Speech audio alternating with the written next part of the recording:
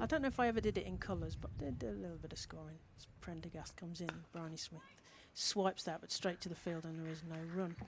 Yeah, I mean, to be honest, I'm just not a very neat person. That's the problem. Yeah. I've got really messy handwriting. You have, I can see. I mean, this is neat. Well, then what? This is. Okay. No, well, this is as neat as I can manage. You said you weren't neat, so yeah, it doesn't suit you. I like the logic of the scoring. And I think yes, well, that's it. I've done a lot of scoring, and that's why my book isn't very neat. Yeah, Smith's bold. Is she bold? She is. Oh goodness me, she was stood right in front of that. It was very inconvenient. I couldn't see but she's clean bowler. Bryony Smith's great. Is going to be would have been a big threat there with the bat. So she's gone early, Ed. Yeah, I mean, she's got a bit stuck on the crease there. You can see from that side-on replay. Just neither really forward nor back. And Prendergast getting some movement. I mean, that's come back a long way. It's at the top of middle in the end, but it started well outside off stump. And that in-swing that so many in the women's game get naturally, especially, well, usually it is up front because it doesn't tend to swing for too long. But so yeah, that probably helping, isn't it? Yeah, it's quite. I mean, we've got a bit of sunshine now, but there's a fair bit of cloud cover about, and it's quite humid as well, which I think, you know, sort of warm, humid kind of and feel. It tends to swing more in those sorts of conditions. They have measured it, haven't they? The women do get more swing with the ball. Yeah. So and a lot more in swing as well, which, you know, I think that there's probably some physiological reason for that. Yeah, I think it's just the speed of the delivery of the ball, perhaps, and yeah, but you know, the natural shape in the men's game tends to be away, and in the women's game it tends to be in, which you know, I don't know. I think it could be the hips or something like that, maybe. Could be, yeah, like dancing, you know, it's all in the hips. Yeah.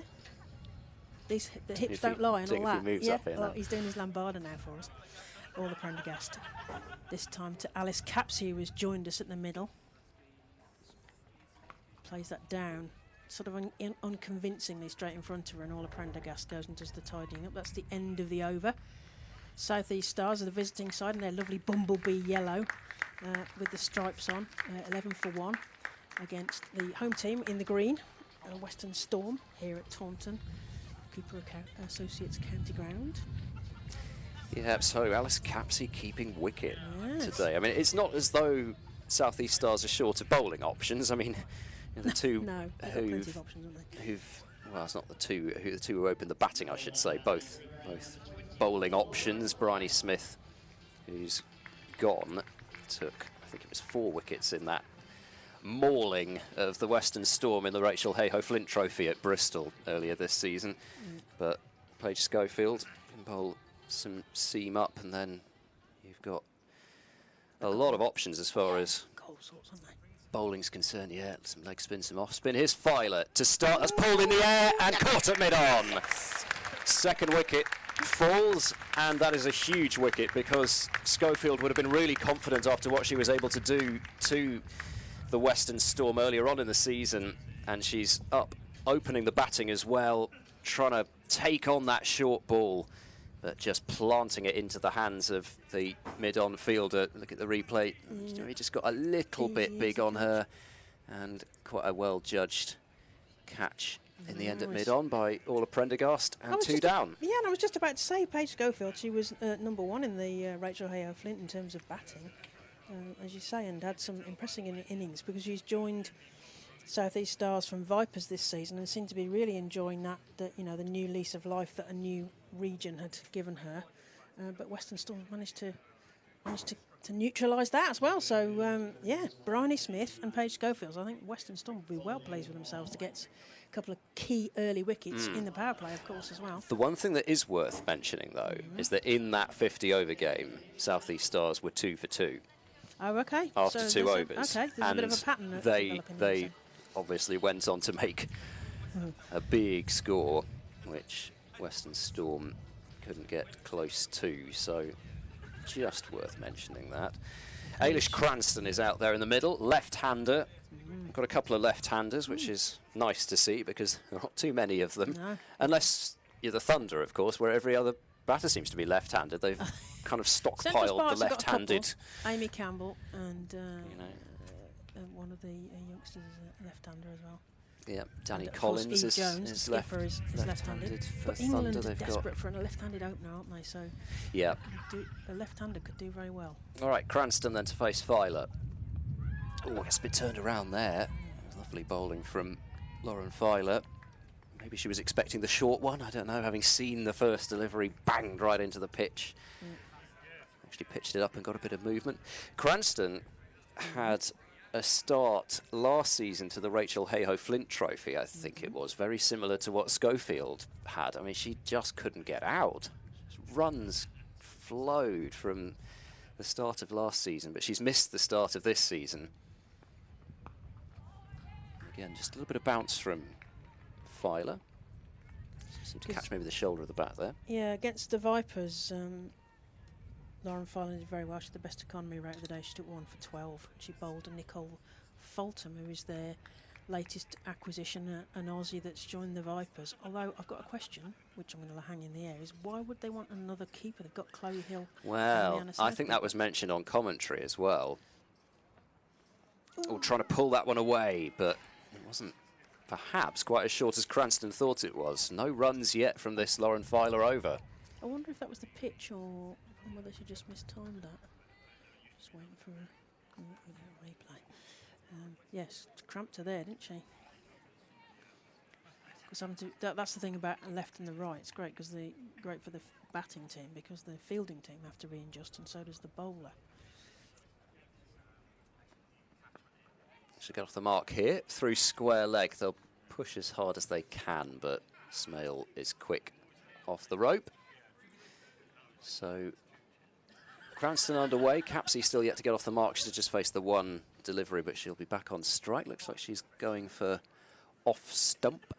She's got this thing, Capsey, when she faces up, she only puts the bottom corner of the bat on the ground. You notice that? It was quite open in her hands, and then she only puts that bottom corner down. She will get off the mark here. It's squeezed away fine, but it won't go for 4. And more work for Holland to do. Yep. She's busy That boundary. She is usually busy in the field, is Niamh Holland. Under-19 international and another local product. So 14 for 2 South East Stars after 3 overs. Yeah, another one of those, the under-19s. I mean, that was such a brilliant tournament, and the first time the women have had a under-19 World Cup, and they must have come back with all sorts of information, and you know, so I'm really excited to see what they apply from that experience. And, Rhiannon McDonald-Gay on the South East Stars, another member of that England side that made the final. Beat Australia in the most extraordinary finishes. I don't think I've shouted quite as loudly at my TV for a very long time when that last LBW was given. Yeah. Goodness me, that was a moment. I think my theory is that Grace Scrivens, who plays for Sunrisers, was probably the only captain who would have believed that was possible, because Sunrisers have found themselves in some pretty tough situations, and if anyone could give them a team tour to get them through that game against the Aussies, it was probably Grace Scrivens.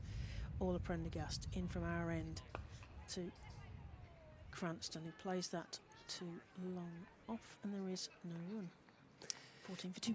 Yeah, I mean, it defending a total like that, I mean, I forget exactly what it was, but it was something like 93 or somewhere around that kind of area anyway.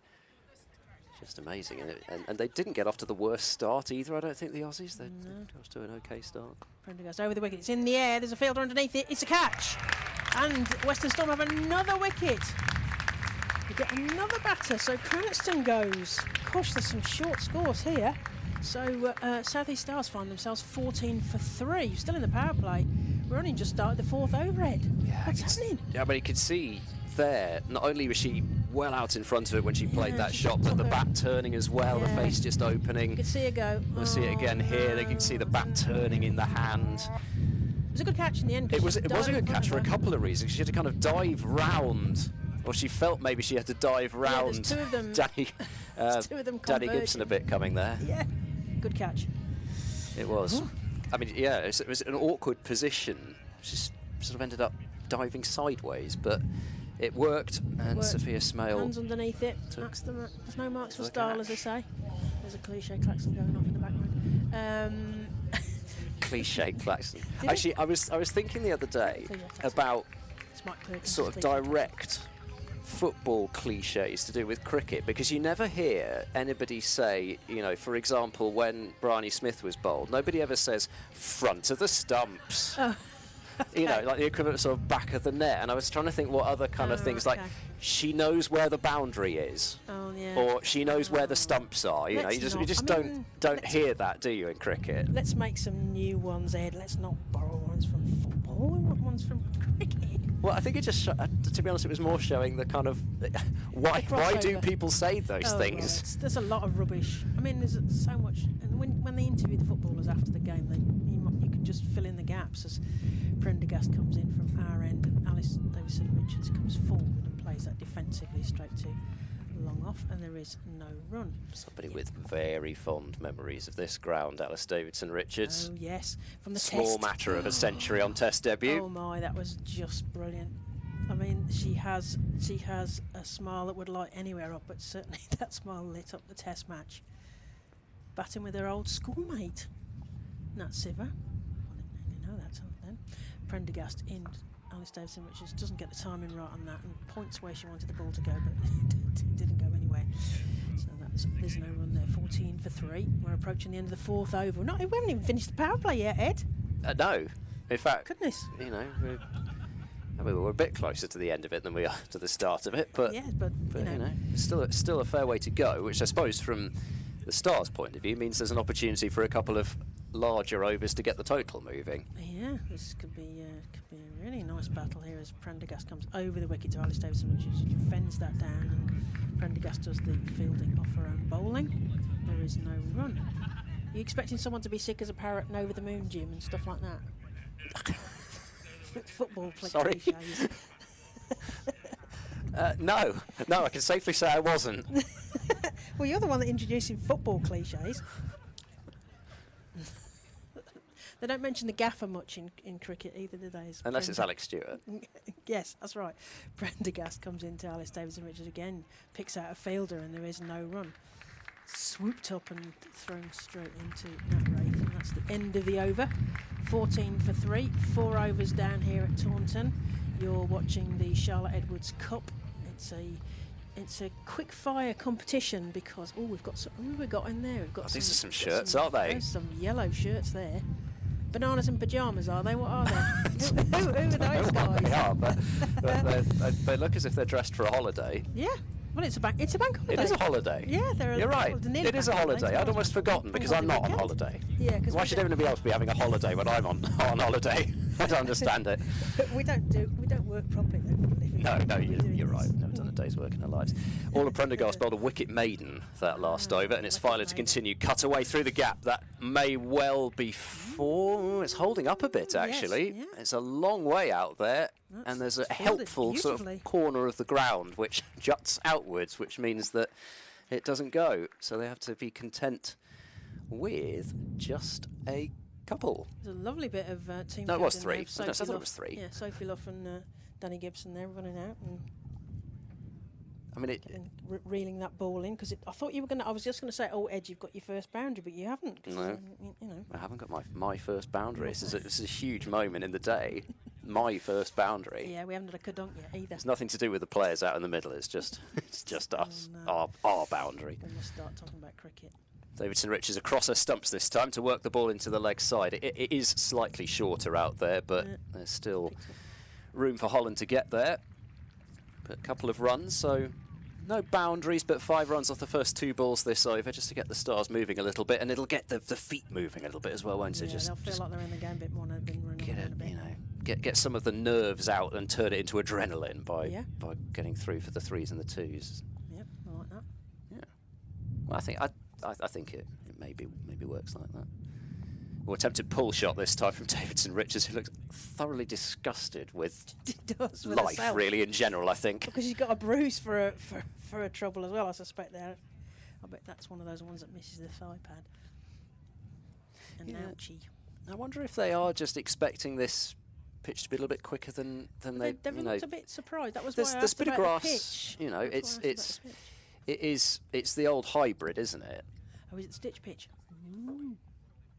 This is off the pad and fine, and again, Davidson Richards looking furiously up to the heavens, having not got a run for a ball which was on the pads and probably there to be clipped away. There is no fine leg either. They've got Holland at deep backward square, and then nobody fine. But don't you think that Alice Davidson has to be the most demonstrative of the players in the regional setup, possibly in the world? You know exactly what she's thinking from her body language. It's brilliant. It's a wide delivery this time and drives over the top of it and helpfully points to where the ball was supposed to go. It was like that as well.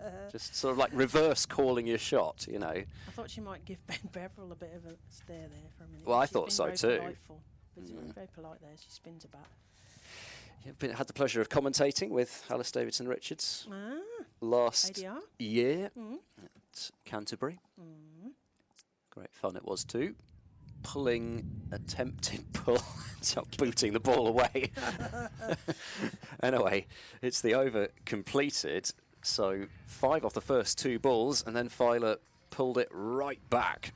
8 runs and the wicket from her first 2 overs. Just 1 over left in the power play, and Stars rather limping to 19 for 3. Yeah, but when you look at their lineup, it looks like, you know, well, it is a big batting lineup when you've got Bryony Smith, Paige Schofield, Cranston, Davidson Richards, Capsey. I mean, you know, it's a star-studded batting lineup, but they've been a bit short on the runs this time, so we shall see what they can build on as Prendergast comes in. Long and rangy run. And that's just dobbed down in front of her, and there is no run by Alice Capsey, who's on 5. Alice Davidson Richards on 2.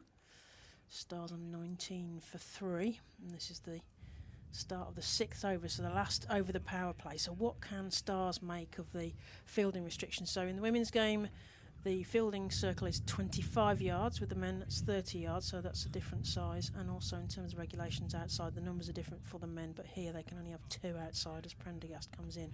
Capsey swipes that backward of square. And there's a fielder there protecting that short boundary. They're going for a second run. There's a chance here for a run out. Not quite the throw there, but they get back for 2. So they've obviously decided that they're going to get on with it. Stars there, Ed. Yeah, I think it's what is going to be key today with these longer boundaries. I mean, you can't fault the fielder there. I mean, she got that throw away as quickly as possible. It was near to the bails, but Capsey saw the opportunity for the 2 and went back for it. Yeah, Prendergast into Capsey. Plays that forward, but straight to the fielder, and there is no run. Yeah, you need a fielder on. There's a fielder at deep fine leg, sort of squarish fine leg, but basically right in front of the Colin Atkinson pavilion at the Sophie Luff end. I'm making a campaign for that. Oh, yeah. At the Sophie Luff end, there's a fielder protecting that corner because it is very short, just by the nature of the ground in front of the Colin Atkinson pavilion. So you've got one there, and then you've got one at traditional square leg. Those are the 2 fielders outside the fielding restrictions. As Capsey gets wrapped on the pad, so there doesn't seem to be much of a shout there. So I think it's probably we're at the wrong angle to judge here. Oh, we'll get another look at it here. It's going down low. It's moved. It's moved a bit. I think off the pitch as well as through the air. She's getting some movement in the air and off the pitch, as you say, Ed. 3 overs in the power play for Prendergast, which is sometimes a tricky thing to do, but not when you're bowling as well as this. No, keep going. Capsey comes forward, charges the bowler, but it doesn't manage to get the ball beyond the fielder, so there is no run again. And I think, without wishing to come across as critical, but it's just a fact, this is definitely the best Prendergast has bowled in a Storm shirt so far. Obviously announced herself with that magnificent innings with the bat. I mean, some of the timing on those shots through the offside particularly, it does not get better than that. She was hitting some big boundaries at and then yes, the power into the leg side later on came through. It was just, you know, every sort of facet of the game she had under control. Sapphire Gardens is very short behind the bowler's arm, so you expect runs to be value for straight drives, but she was hitting, like here, wide boundaries, square of the wicket equivalents for Sapphire Gardens when they were playing that game that Ed and I were commentating on earlier in the season against Thunder. That Wraith getting the got the helmet on, here, lid yeah. on. I mean, She's Capsy likes to serious now. walk at the bowlers, doesn't she? She likes to get out of her crease. This is stopping Capsy coming out of her end there, charging all her Prendergast. Just to stay in her crease. She gets wrapped on the pads again, I think, and that Wraith does. Ooh, that's shy at the stumps. They're determined to keep them in their crease, aren't they? Yeah, and even just for that one ball, it can be so important. That last ball of the power play, just to get out of that without. Yeah, so there's the replay of the run out. I think was it close, Ed? Well, I think she probably would have been home. It was definitely worth a shy. She had a go, didn't she? I mean, she meant that proper,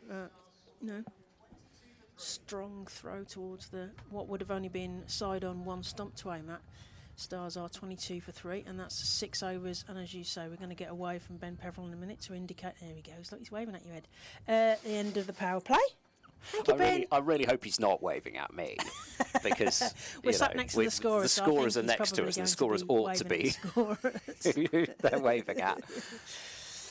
I've got a mate at my golf club, and I tell her that when the umpire does that, they're waving at you, Heather, and she says, "Really? Your golf club?" Yeah, my golf club. Yeah. I don't know. So just my golf club. Despite what Kevin James might tell you, he tells me when we were at Wormsley, he said I had a big long estate drive to my house.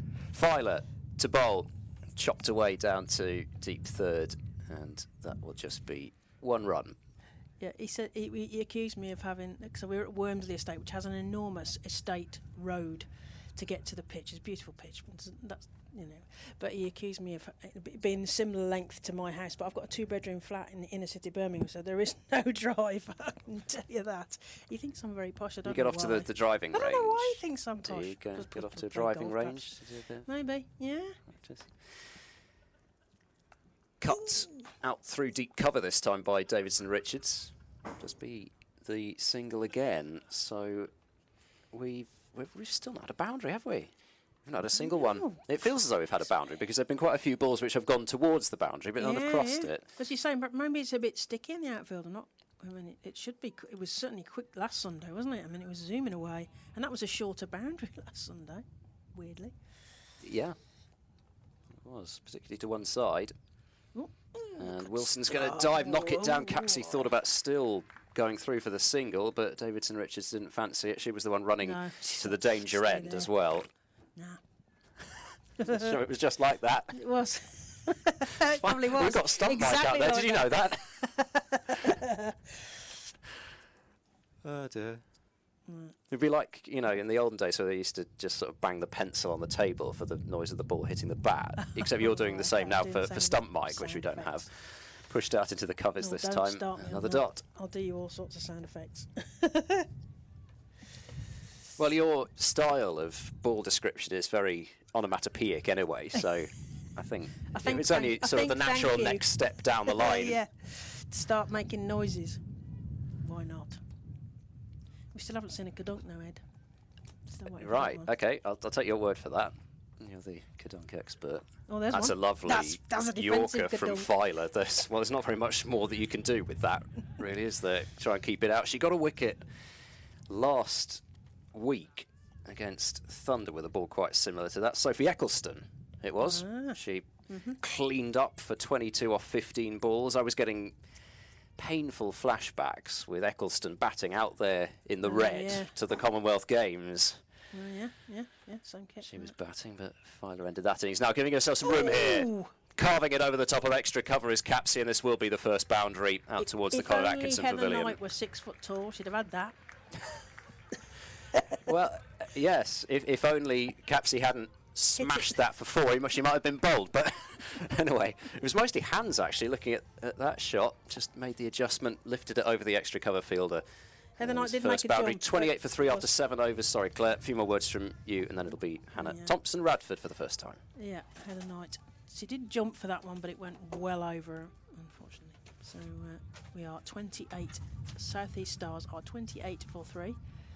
7 overs done. I'm about to be joined by Hannah Thompson-Radford, who's also ex-Somerset. I'm Claire Jenkins, also ex-Somerset, in the box. So welcome, Hannah. Welcome, Hannah. Thank you. just she's just wrapping herself. She's trying to tie herself in knots with the kit here. Getting tangled up. So what have you made of all of this from the? Because you've been in the cheap seats at the back, haven't you? What have you made of this so far? I have indeed. It's exciting. Western Storm are doing really well, aren't they? But the boundary size, as you mentioned, I think is playing a bit of a factor in it. But Huge boundary, isn't it? But Stars without some of their key players early doors. Yep. Right arm over, and Alice Davison-Richards tweaks that backward through the gully region, and there are 2 fielders about to descend on that, so they're just going to get the 2 runs, 2 quick runs there, and the score moves on to 28 for 3. Unfortunately, there's that stat as well about being 3 down in the power play. It's hard to come back from that to win matches, but time will tell. Yeah, indeed. Alice Davison-Richards plays a beautiful shot there out through the cover point there, and they get through for an easy single. It was really nicely struck there, Alice Davison-Richards.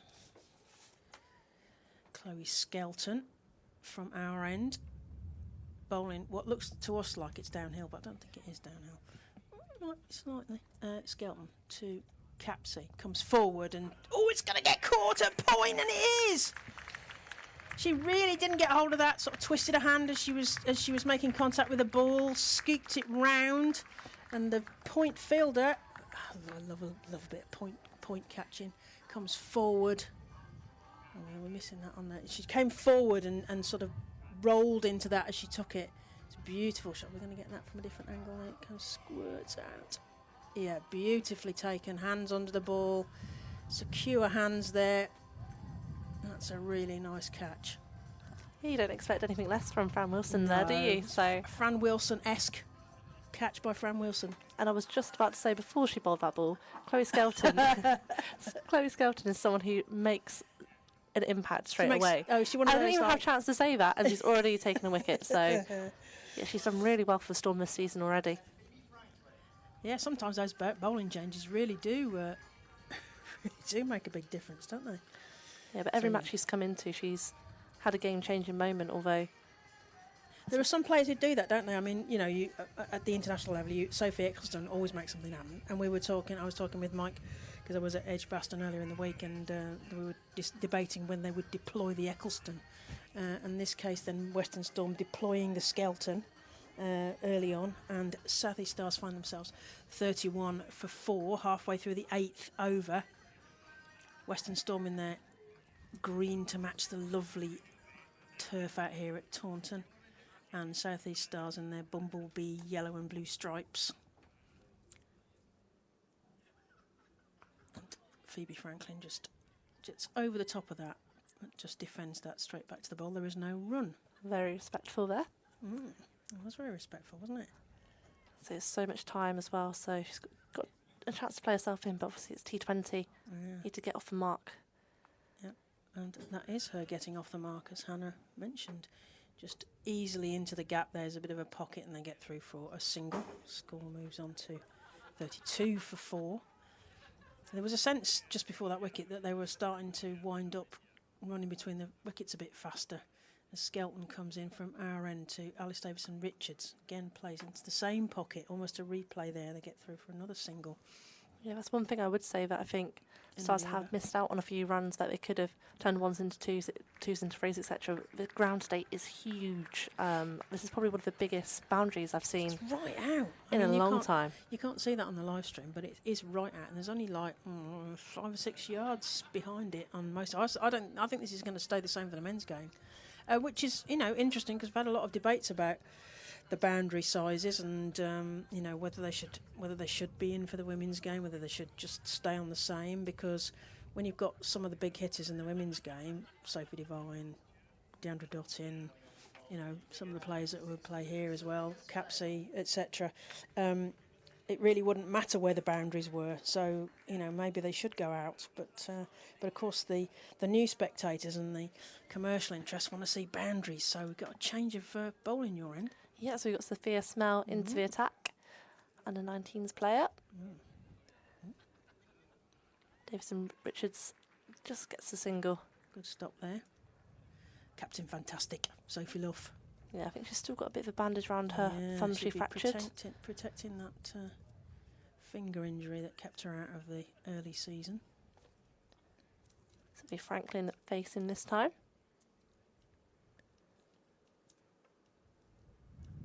Again, it was Sophia Smell. Was it her year last year? The year before it was Alice Cap's year with 100, and then it was Sophia Smell's year. Ooh. And she's gone up, she's appealing. Western Storm are looking interested for the umpire. She can't believe it's not a wicket. Umpire's keeping that finger down. Ben Beverell's not interested at all. Not at all. We'll have a look on replay. Down there. It's gathering in. Going down leg a bit. Can't really see. The replay doesn't really give us anything defensive there. She takes her mark again to Franklin. A bit more flight, and hits over the top. And that's going to trickle away for another 4. See, now Ed's come off. We're starting to get some boundaries now. I don't think that the two are connected. I think it's completely coincidental. That was a beautiful shot. Back over the bowler's head. That's what South East Stars require at the moment. We just need to relieve that pressure that's been built. Yep. Smell to Franklin. Uses her feet to try and get some width on that, but finds the fielder Heather Knight. Yep. It's a good crowd in today as well. It's obviously a double header, and the Sunset Men are playing later. Bank holiday weekend, there's the ice cream, barbecue, all sorts. There's all sorts going on. Smell comes back into the attack again. But Franklin swipes it behind, but will just get the single. It's a fielder out there. Well, yeah, there's a lot of like entertainment on the go, and there's some really nice triad atmosphere. sessions, isn't there? There's a bouncy castle and All sorts. This is like a double header done right. yeah, yes. Little swipe at No swipe. no swipes. Potential comment on other double headers that may not feel quite such like a double header, perhaps. We shall see. Got another double header tomorrow, Hannah. I'm off to Worcester New Road tomorrow. Ooh. Central Sparks versus the Thunder. That's the And, end. and that's a sellout. So I don't know whether that's going to what that means for the women's game, but hopefully there'll be a lot in. Sorry, you were about to No, say the score. that's all good. I was going to say, yeah, just the end of the over. 44 for South East Stars. But yeah, so your New Road. New Road tomorrow, yeah. Central Sparks. It's the morning game. They've.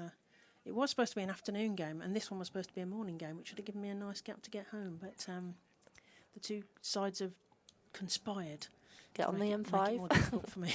Travel logistics.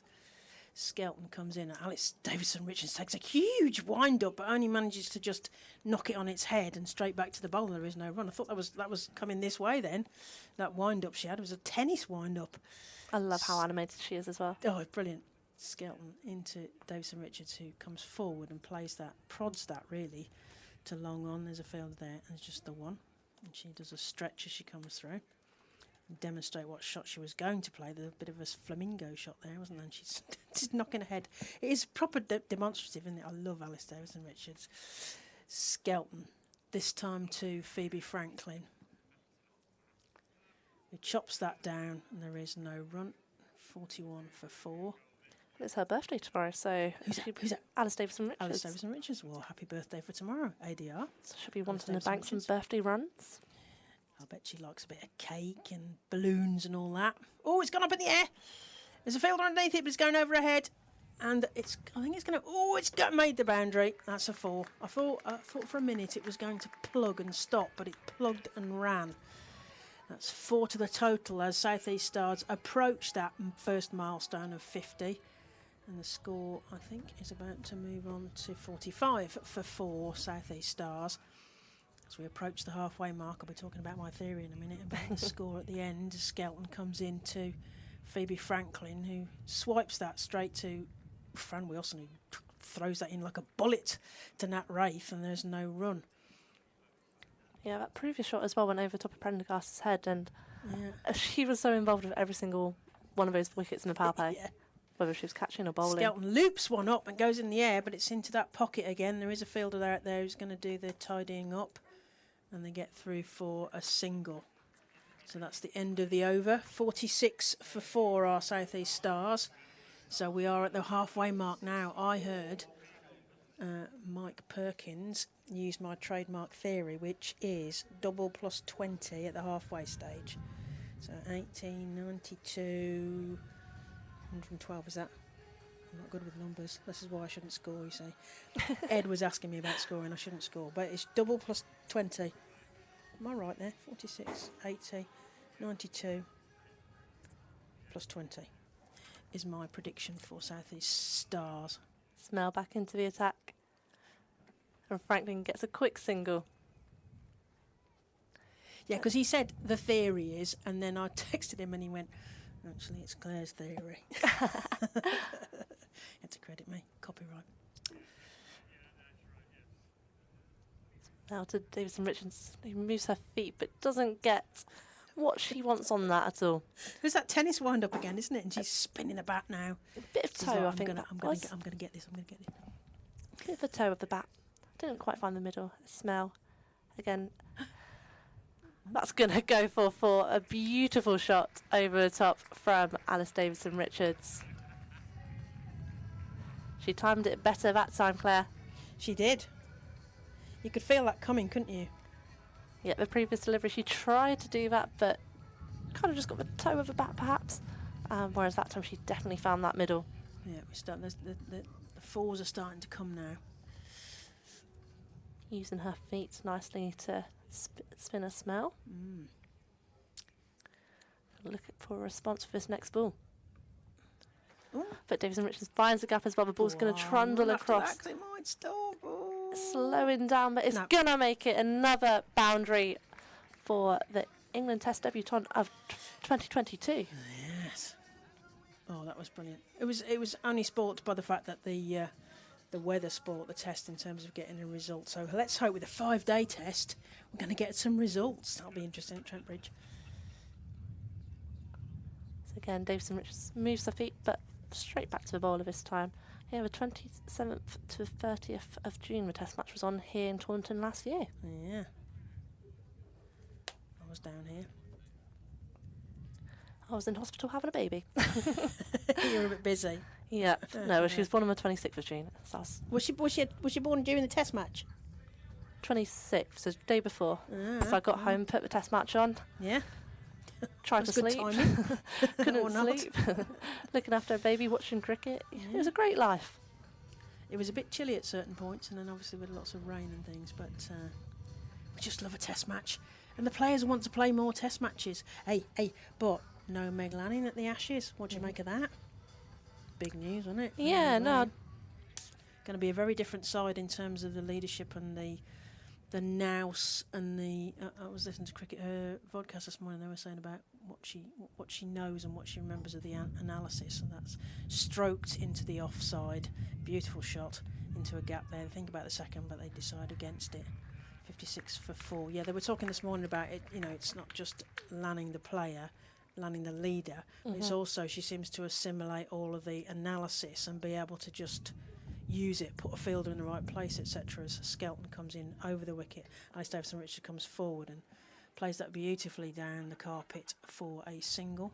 Got Prendergast in front of us here, just does the tidying up. There is a single there, 57 for 4. Yeah, without Meg Lanning and with Meg Lanning, I mean, Alyssa Healy's team will be a very different character, I imagine, as Skelton comes in and Franklin plays that out to the deep cover point fielder, and there is just a single there. Yeah, it'd be an opportunity for a youngster to come in as well, potentially. Yeah. But yeah, no, it's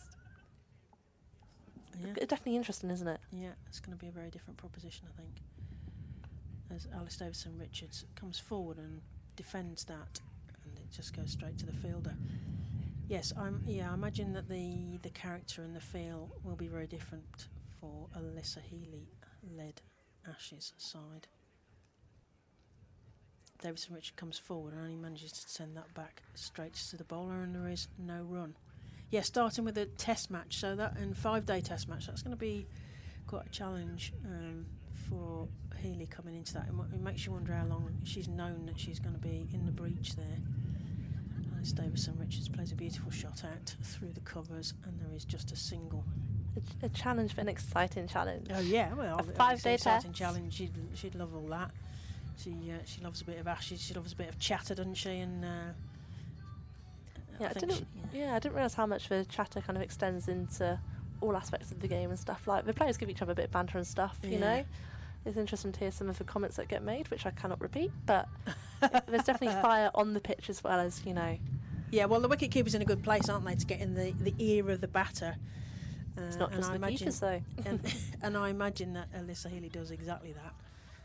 So yeah, I think it's going to be fun to and I always think it's a sort of head to head because we've had Heather Knight versus Meg Lanning, almost that sort of mental arm wrestling, and now we're going to see Heather Knight arm wrestling metaphorically with Alyssa Healy. So I think that could be quite interesting. Some of the younger players have already started poking younger England players have already started poking the bear. I'm not sure that that's necessarily a good thing to do because I think the Aussies can usually match us with the chatter.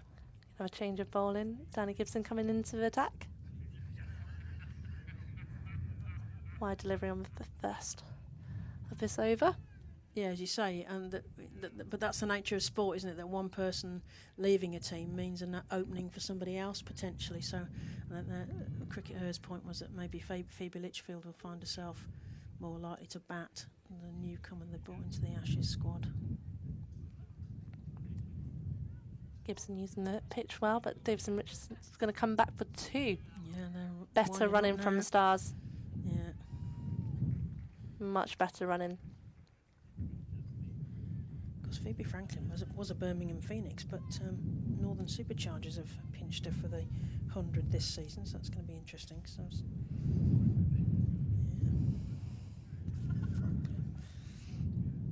Gives them back to Davison Richards. Again, uses that pitch well, gets a bit of bounce in there. There's a gap there, isn't there? So it's an easy stroke to make and get a single. Nicely played. Danny Gibson is someone who, again, has just bolstered her armoury. Is that the correct word? An armoury? Or Arsenal, that's the one I was looking for. With a really clever slower ball in the mix as well. So we'll probably see that in a minute. Yeah. Stars just grab another quick single and take the scoreboard on to 64 for 4. Because Ed mentioned it earlier, Danny Gibson seemed to relish the opportunity to do a bit of captaincy while Sophie Love was injured at the beginning of the season. She's been involved in all sorts, lots of catches and getting wickets and runs. Ooh, rope. Scoopy.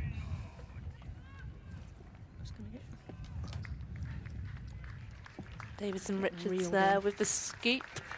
Chased down by Sophie Luff, and they return for 2. Yeah, there's a bit of innovation.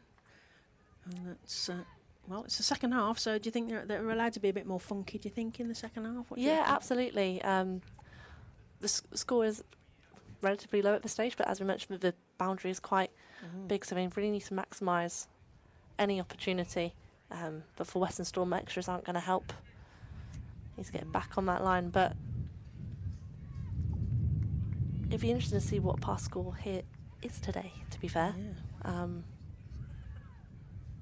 Yeah. Yes, how close will I be with my, whatever it was, 92 plus 20, which I can't do in my brain. Gibson to Davison Richards. Swipes but misses. Yeah, normally we say kind of like the teams are looking for around 140-ish. Yeah, which they look like well under par at the halfway stage, but they'd lost so many wickets, so it's hard to tell really. Because I think the women's regional game, they do bat. I mean, the cliche klaxon going off, but they do bat all the way down a lot of these sides, or certainly they're much more all-rounders than they would have been 2 or 3 seasons ago. Talking of an all-rounder, Danny Gibson with ball in hand. Davison Richards once again hits out for just 1 run, and again it's quite a productive over, just trickling those just turning it round, the old rotate the strike, but just keeping it ticking over and all the rest of it. But is it enough at this stage? Do they need to be finding that boundary option a bit more freely? Yeah, it's nice to see the crowd in though, isn't it? I mean, they're in the shirt sleeves. Oh, we've got some. Got all the Somerset, the array of the shirts. I like those pink shirts, by the way. They're nice. Yeah, the Somerset women shirts with the Somerset. Wore the same in their T20 finals day as well. We've got people up on the Thatcher's balcony. They're enjoying a little beverage, no doubt, on this bank holiday Sunday. We've got a change of it. We've got Golden Arm. Heather Knight, the England captain. She's just moving the point fielder slightly backward of. And she's coming in from our end to the right-handed Alice Davidson-Richards, who comes forward and plays a lusty drive, straight drive. And Orla Prendergast dives Superman style, but cannot cut that off. That's 4 runs to Alice Davidson-Richards. Of course, Heather Knight will know Alice Davidson-Richards well. She comes forward, and no respect for her England captain there. Do you think that's more or less likely to get into the test side if she knocks Heather Knight round the park? She's got another chance now, playing that forwards again, and Orla Prendergast will just sweep that up, and there is a single. So 5 off 2 balls with the captain, but now she's gone to the non-strikers then, so no threat to the England captaincy here. Franklin this time plays that forwards of point, and there is a fielder on the boundary there, and they just get through for a single. Score is 74 for 4, halfway through the 14th over. Heather Knight into the right-handed over the wicket to Davidson-Richards, who tries to play that backward of square, but there's a fielder lurking, and that's Sophie Luff there, isn't it? Short, fine captaincy on the ring there. Cuts that off, so there is no run. And the Rose Dovey just holds up Heather Knight here as Alice Davidson-Richards reties her shoelace. I don't know if this is a bit of cat and mouse, do we think? Just make Heather Knight wait? No, I think her lace might have just been undone. Well, her lace might have been done. Yes, right. There's a field change. They're bringing in the square leg to the field, and they're sending out the long off. So they're obviously expecting Alice Davidson-Richards to do those lovely long drives, because we've got the long off and the long on. And, oh, this time it's to cow corner. And that's going to be 4, because that's into a big gap. Not even Danny Gibson's going to cut that off. 4 runs to Alice Davidson-Richards, who is creeping up there.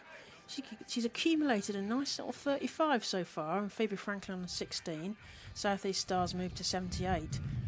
And Heather Knight, what she got in response to that cow corner drive from Alice Davidson-Richards. It tries to play that backwards, and Nat Wraith got very excited there. She was going to get an edge there, because Alice Davidson-Richards didn't manage to get a bat on that.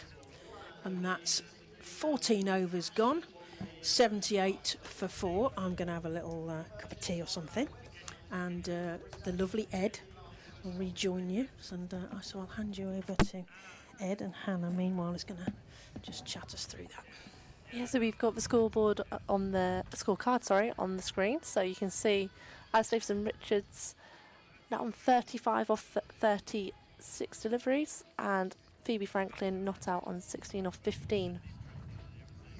So these two building up a partnership nicely here, much needed from the South East Stars perspective. 78 for 4, 14 overs in. They need to creep over at least that 120 mark. Yeah. Is that possible? It's just starting to get a little bit of the feeling of that 50 over game earlier in the season. Partnership building, developing well. Yeah, no, absolutely. And we've got Filer back into the attack now. And she bowled well in that first match, didn't she? But at the same time, she did also give away a fair few extras in that 50 over fixture. Yeah, I think sometimes, because she gets a lot of in-swing, and she's bowling at a greater pace than anybody else in this, probably in the match, actually, never mind just on the Storm side. It does become a bit more difficult to control sometimes. Filer to Franklin. And uses that pace. Luff collects the ball from behind, and we'll just keep it to a single. South East Stars coached by Johan Mayberg, or Johan Mayberg, as I think he's known in these parts. Yeah. Former Somerset player, of course, and he was somebody who didn't really do for rebuilding, and that, to be honest, was, I mean, I had a chat with Alice Davidson-Richards about their kind of philosophy, and he said, well, yeah, that's kind of what he does.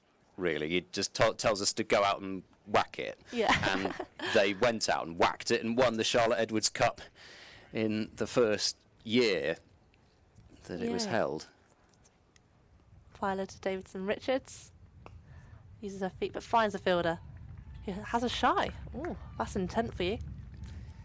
Well, he obviously got to trust that you miss, because otherwise if you hit, then the ball's going to be ricocheting off to the boundary potentially. No, but it was actually kind of interesting because of that to see they did actually rebuild. You know, Capsey and Davidson Richards in that partnership took a bit of time. Viola pops in a bouncer. I think that'll be one for the over. It was a sharp bouncer. Davidson Richards I think she felt that should have been over her head. I had a By nice. the way that she's inclining her head. Either that or she's doing a very good impression of a robin. I had a nice oof from the crowd as well, which is building nicely here at Taunton.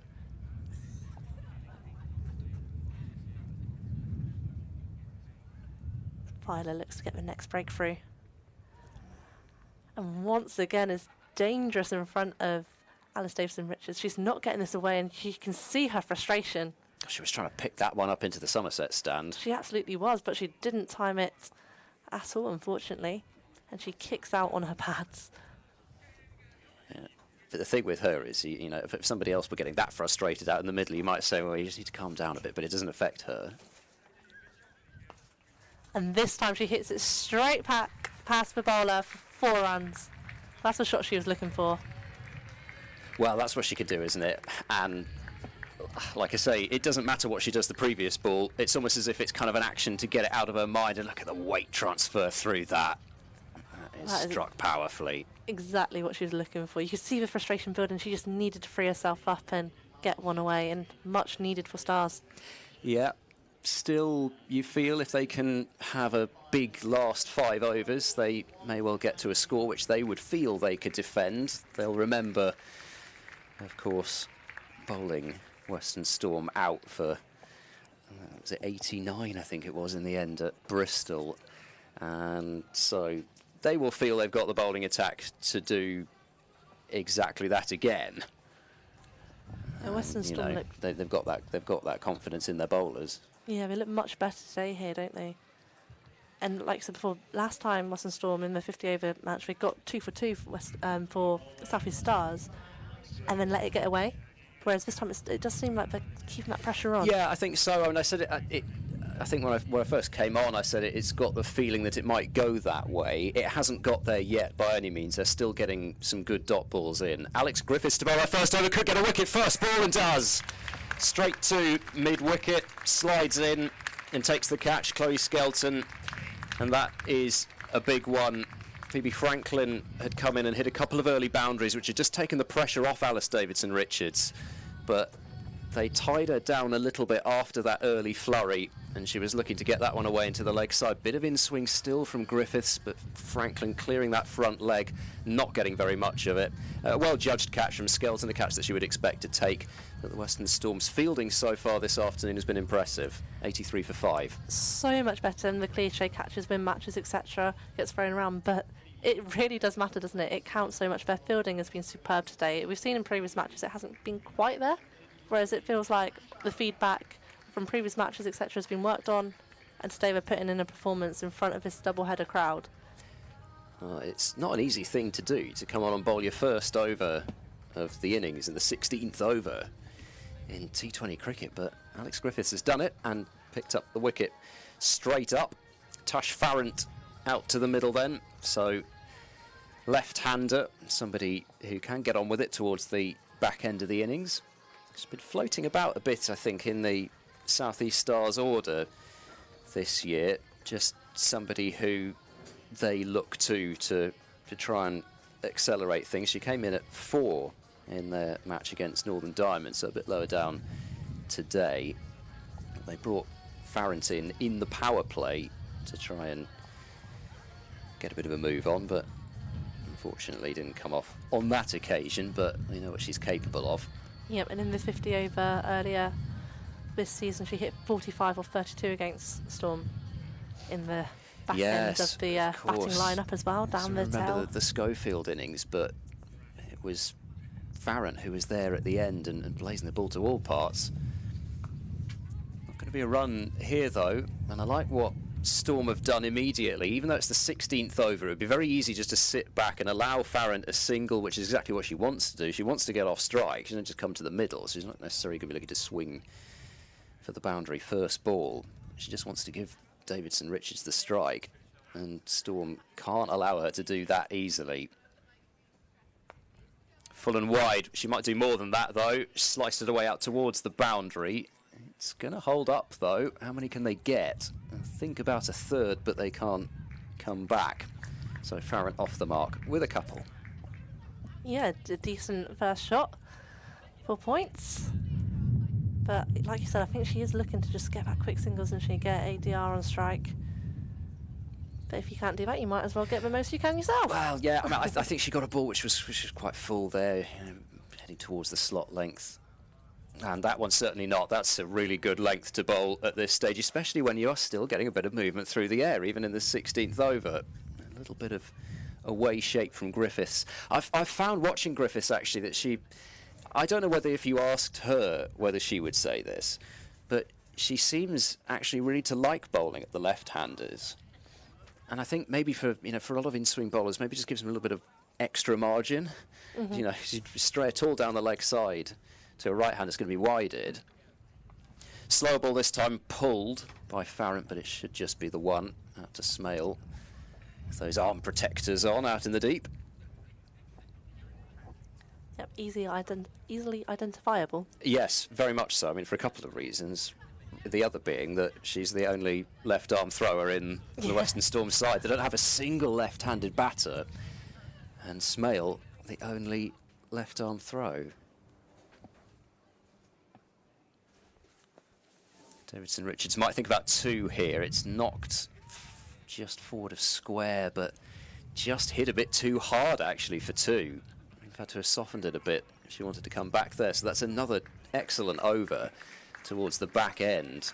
And 87 for 5, the score with 4 overs remaining. Claire Jenkins' prediction of 112 might not be too far off. We'll see.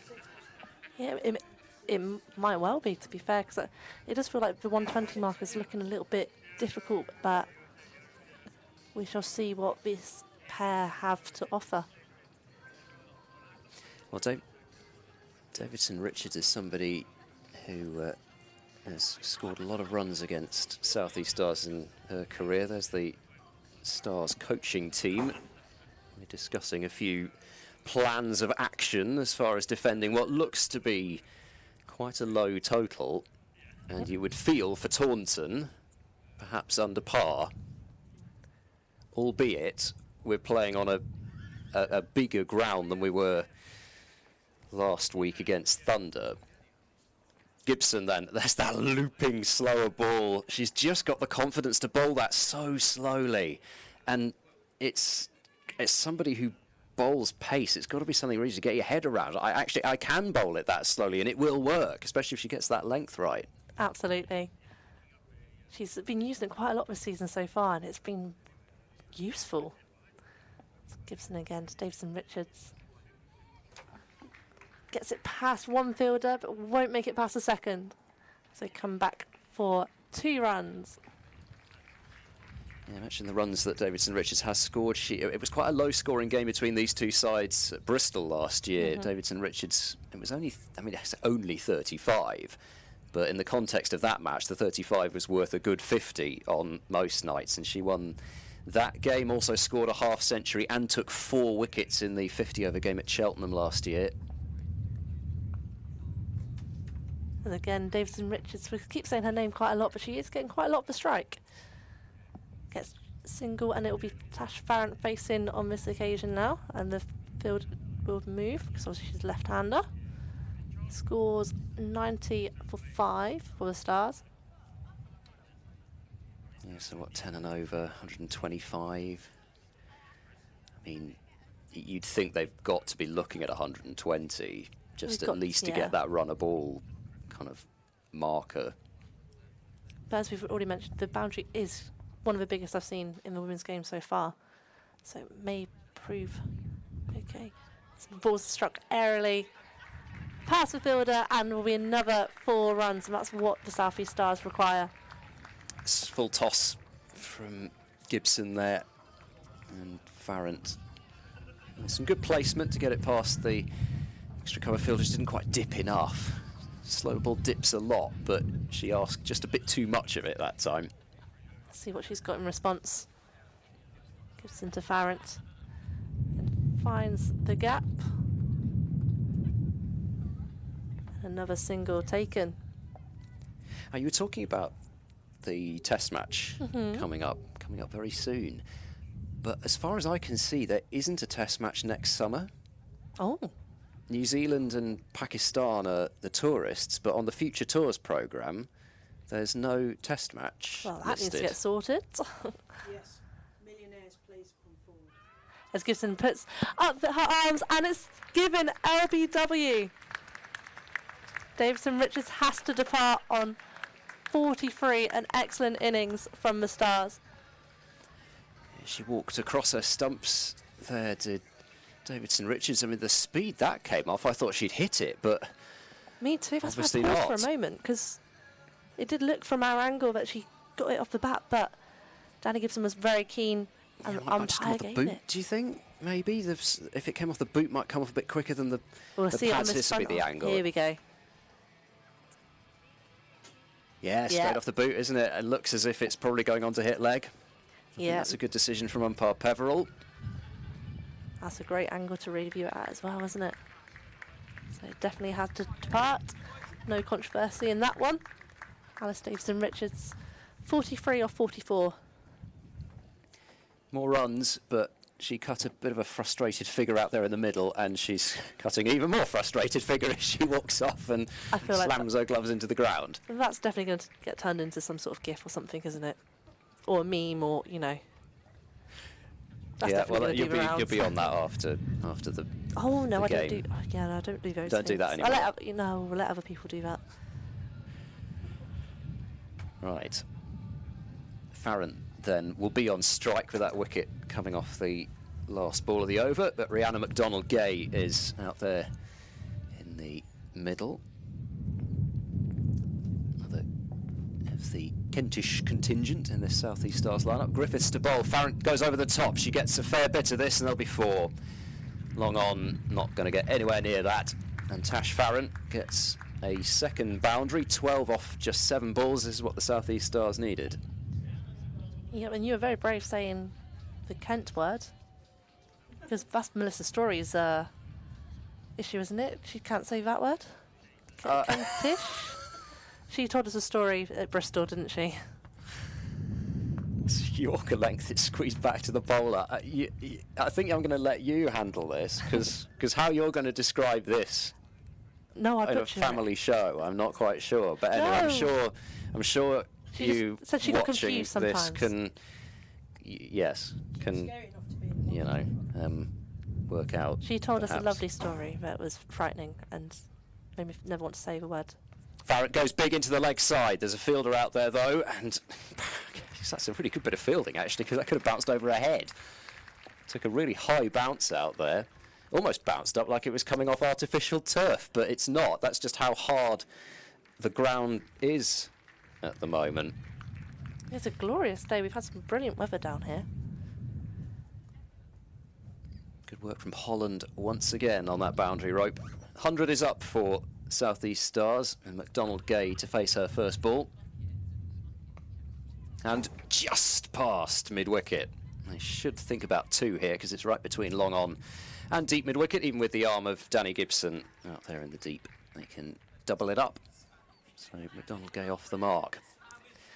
Yeah, Yes, because we had that. What the other thing that we had with the Kent thing was this Kentish woman and woman of Kent That was business what I was as well. talking That's what you were about, talking about. I yes. thought you were talking about something else. That's all right.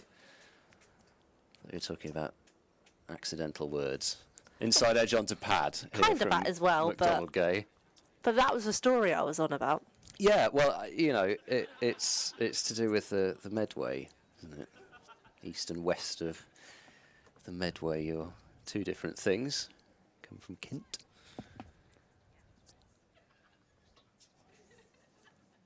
Honestly, every time talking to you is like a lesson of some sort.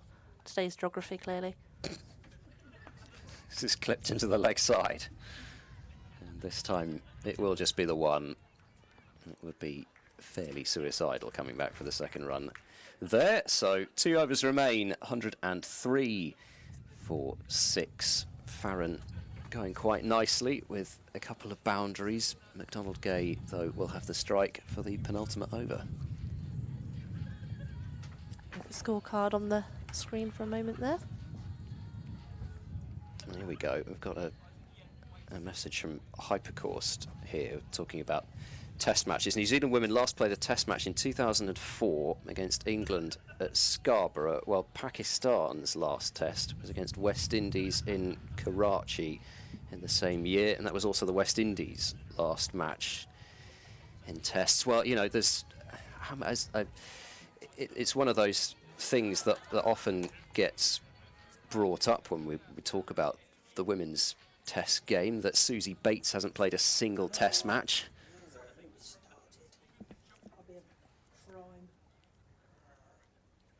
Gibson carries on. And dot ball. Sorry, I heard a weird noise coming from Claire at the back then. Well, I think she's growling, expressing her displeasure at the fact that Susie Bates hasn't played a test. Did you know that, and I think this is, Hypercourse can correct me on this if I'm wrong, but I think Susie Bates has the most T20 international runs at Taunton. As the South East Stars will get a quick single here. Well, that's a great start. We'll have to check in with that. I mean, Hypercourse, feel free, but to charge Eds. Per stats.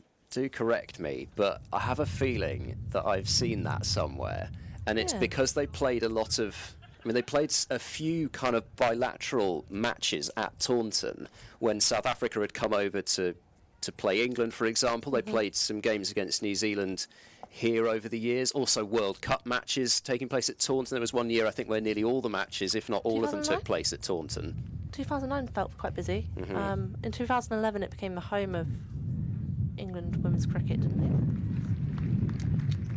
it? As Stars put another boundary on the board. And they're getting closer to that minimum 120, we think. We'll see that on the replay. As Tash Farron moves and scoops it round. A really nice shot. And she picked a good ball to do it as well, because it wasn't the slower ball, it was the full pace delivery, and she used every bit of it. Gibson looks to respond. Slower ball and a similar shot, but swept down, and it looks like it's going to go for 4, and it has indeed. Hits the speaker there.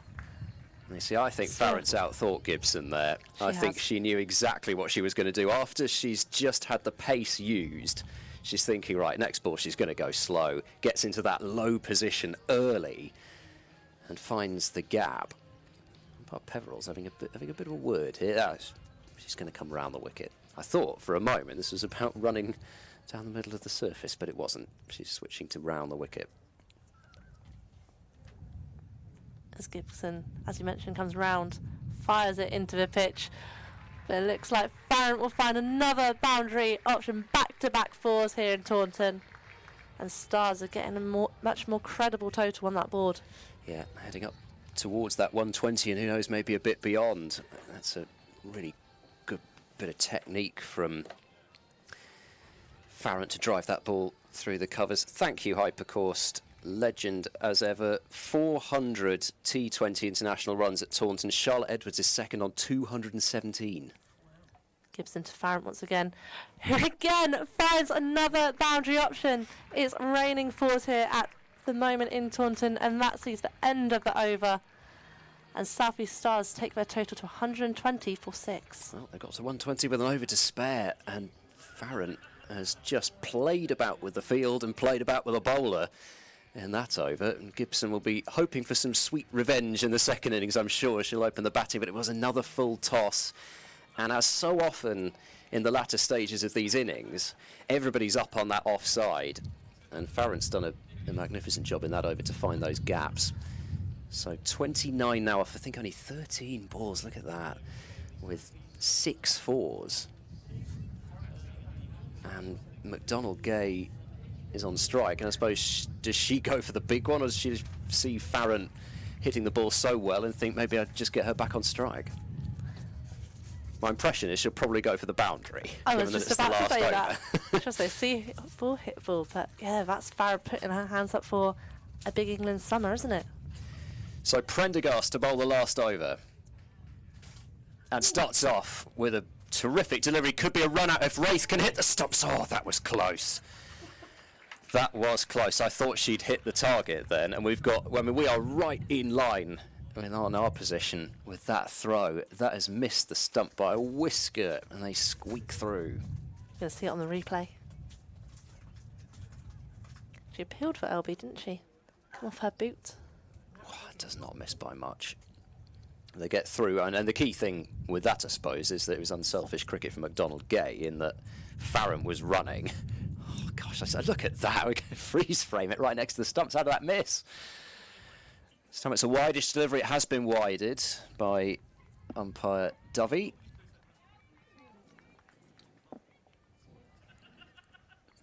Look at that again. It was well bowled by Prendergast to start with, but throw from that Wraith. I mean, I think it went round the stumps. Must have gone through him. Oh, there we go. Reverse coming out from Farron, and for once, something's not come off in this innings of hers. Yeah, valuable dot ball. It's been absolutely spectacular, hasn't she? But yeah, Western Storm will appreciate that dot. So they've got the field set, quite deep in front of the wicket, but there's 4 fielders behind square, 2 on the offside, 2 on the leg side, so there's gaps there. This time goes straight to the fielder at square leg, and again McDonald Gay's got a really quick head start from that non-striker's end, but a good result that for Western Storm because it gets Farron up the other end. Yeah, and as you mentioned before, they've come back into this game really well. The last few overs, they've really got themselves back into it after a difficult start. Right up in the block hole again from Prendergast, and Wraith just holds on to the ball. This is a magnificent last over so far from Prendergast. You can't do much with that. And you mentioned earlier, this is the best I've seen her bowl as well. She's bowling really well for Western Storm today.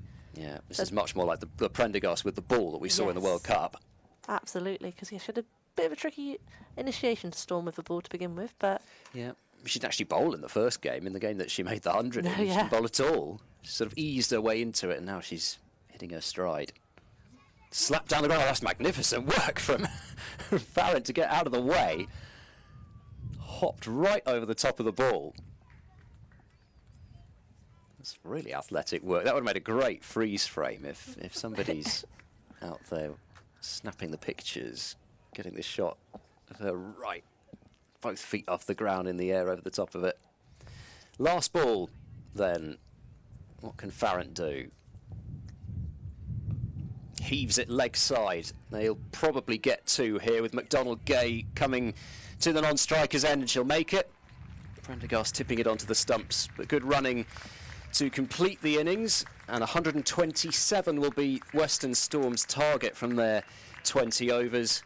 But South East Stars owe much to Tash Farron, 32 from 16 balls, striking at 2 a ball, and it's her cameo at the end there which has got South East Stars up above that 120 mark at least. Yeah, and that's going to be so crucial. As we mentioned, the boundary hit is big today, so there's going to be lots of 1s, 2s, 3s, and you never know. We almost saw a 4-run earlier, didn't we? Yeah, we could well see one. So it's going to be really crucial for Western Storm to come back out and attack this, hopefully, par score, we think. Well, we shall see. The smaller boundary last week saw a game where Thunder made 154 for 7 from their 20 overs. Western Storm chasing it down inside the last over, and Thunder dropped several catches over the boundary, which certainly helped the cause. There's the card then, with Davidson Richards top scoring with 43. Yet more runs for her against the Western Storm. And Tash Farron, that cameo at the end. And Phoebe Franklin, I think, even though it's only 17 on the card, she did at least get a couple of boundaries which just got things moving for South East Stars. Came out and was quite busy at the crease, helped Davidson-Richards along in that partnership.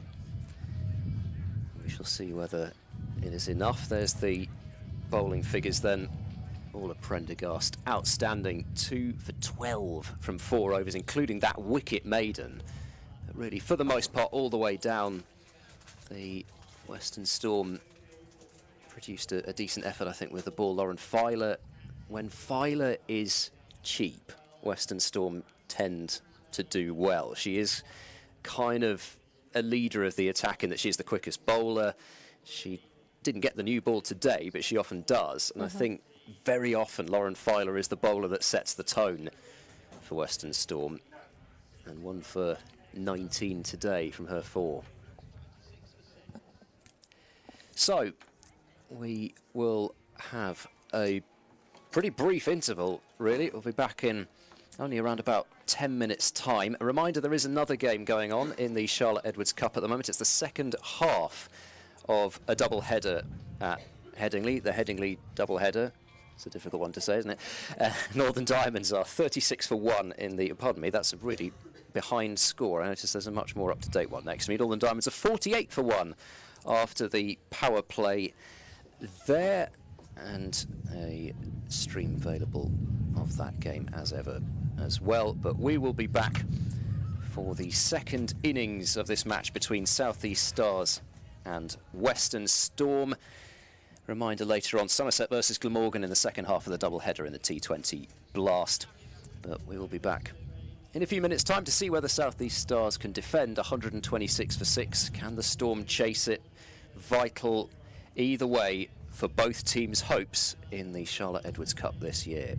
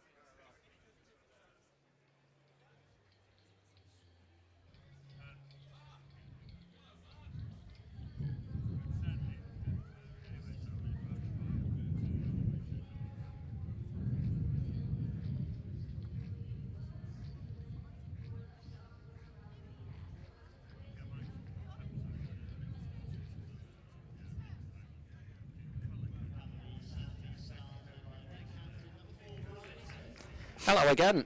It's time for the second innings of this Charlotte Edwards Cup game, and the Western Storm. We're going for the second half. When they kick the other way. Ed was talking. Well, there was quite a lot of footballing out there earlier. There wasn't it? Alice Davidson Richards she kicked it away from the stumps. Kicked it away. Yeah. Anyway, 127 to win. It is for Western Storm, and a reminder, as far as the table is concerned, both these sides have only won one match. They're on 4 points each. The Southern Vipers are in third at the moment. They only played 2 games. They're on 9 points, so already there's 5 points to make up. Yeah, beware the Vipers, as they say on their hashtag. Yeah. There's a group of 3 teams unbeaten. Of course, they'll still have to play each other a bit. You know, the Western Storm still have to play the Blaze, for example, but realistically, I think if either of these sides harbour hopes of making finals day, they've probably got to win this one. And certainly you'd feel South East Stars, given the fact that they've played an extra match as well. But even for Western Storm, you know, 3 losses, you're already struggling a bit. You'd need a lot of help from net run rate, which isn't great for Storm. So that's another thing to watch here. As far as the bonus point is concerned, you get a bonus point if your run rate is greater than 1 1/4 times the opposition's. Which basically means Western Storm have to get this by before the 16th over to get the bonus point. Yep, so a good start is critical. Matt Wraith and Danny Gibson, then the 2 opening batters out there for the Western Storm. And here we go. First ball driven up towards mid-off. Good tumbling effort there to stop the ball. And Claudie Cooper with her off breaks starting us off. She did very well the other day, didn't she? Yes, on her debut. she did. Goodness me. Former captain of the South East Stars Academy side. So another one of these people who just coming through this structure that's in place now. Cutting away, finding the gap immediately is Gibson. Chase on for 3 fielders, and they're going to win the race to the ball. Might think about a third on the arm, and they decide against it. Probably at a different stage of the innings. They might have thought about that, but not yet. Claudie Cooper, yes, in her debut against Diamond, she took 3 for 12 with an economy of 3 in a T20. That's not bad, is it? And also the 3 wickets were Lauren Winfield Hill. Use of the feet driving up to mid-off. Might be a run. Lauren Winfield Hill, Bess Heath and Chloe Tryon. That's not bad, is it? No. Take 3 for 12, economy of 3, and you get Lauren Winfield Hill, Bess Heath and Chloe Tryon. No, that's a bit like my favourite Sophia Smale stat about her first 3 wickets in the 100. Driving hard up to mid-off. They're going to go for the single this time. Cooper, I don't think, was expecting them to go for it. And in the end, the throw is a bit wild. And Capsey, with the gloves on, with Kira Chatley having been injured, the gloves go to Alice Capsey. First action, really, for her. Over the top this time, it's gone quite straight, but it won't beat the long on that they've got out there in position. Long on and deep mid-wicket, the 2 fielders out in the deep. Much lining themselves up for the big hit, and so far Wraith and Gibson are obliging. Capsey. I thought that. I was looking at her thinking that doesn't look like Alice Capsey. It's driven past the bowler this time. This might be 4, and it will be. Fielder dives over the top of it. And you're right, it's not. It's Bryony Smith. Sorry, I was... No, that's I was just like, it's worth pointing out, because I just... In my head, I'd had that Capsey was going to keep wicket. She's been listed as keeper on everything, and I hadn't questioned what was actually directly in front of me. It's Bryony Smith keeping wicket. I was distracted, thinking that's number 4. That's not the right number. Yes, Bryony Smith. Yeah, keeping. So 9 off the first over. Then good start for the Western Storm. Danny Gibson with the boundary at the end of that over, but finding gaps immediately, which South East Stars found quite hard to do with the power play. Yep, so they'll be hoping that Danny Gibson is channeling her game against the Diamonds, where she took 52 off 30 balls, including 9 fours. So Gibson had a bit of a field day that day. Freya Davis from our end, the sun shining in their bright yellow bumblebee tops. The South East Stars against the home side, who are batting Western Storm in the Charlotte Edwards Cup here at Taunton Cooper Associates ground. And that's played straight to the mid-on fielder, and there is no run on that Wraith. Freya Davies. It feels as if almost every match at the moment we've got a former Western Storm player playing against their old side, sort of, because of course it's KSL time that we're talking about with Freya Davies, a key part of that Storm machine in the Kia Super League days. Yep. Davis into Wraith, who plays that straight back past the bowler. It's racing down the hill towards us. There's a field. Alice Capsey's got it in, she's reeled it in, and she manages to get that back, and they get through for 2 runs. The score moves on to 11 for no loss for Western Storm, and we are in only to the second over. It seems exciting already. Well, they look to get on with it, these two, don't they? They very much look as though the role they've been given is just to go out there and get us off to as fast a start as possible. Yeah, Davis to Wraith again, plays that to square leg. There is a fielder out there who's going to tie that up, and they get through for a quick single. 12 say for us, now. sorry, Claire, I don't mean as in us, Western Storm, I mean the team. The team. Before the home anybody team starts. Don't start. Freya Davies, of course, took 1 for 30, which was Holly Armitage, which wasn't a bad wicket against the Diamonds, and she also ran out Leah Dobson, so she's played quite a key role in that game against the Diamonds, because Holly Armitage is on one this season, isn't she? She's doing really well. People talking about her being on the England radar, but I have this theory I mentioned before, that she's made of the stuff of all of the Yorkshire players I've ever played against. Davis into Gibson, who swings round at that, and they get through for a single. There's a shy at the stumps, but the batter was home well in time, so no fear there for Western Storm. They do make him 13 for tough no loss. Stuff up there, don't they? She's like a composite character of all the players. Tough as a diamond. Tough as a dust. Yes, yeah, that's right. Yeah, they're tough, aren't they? Yep. Freya Davis, right arm over to the right-handed Nat Wraith. Plays that towards cover, but there's a fielder scoops that up, and there is no run. Top of the old Mohs hardness scale.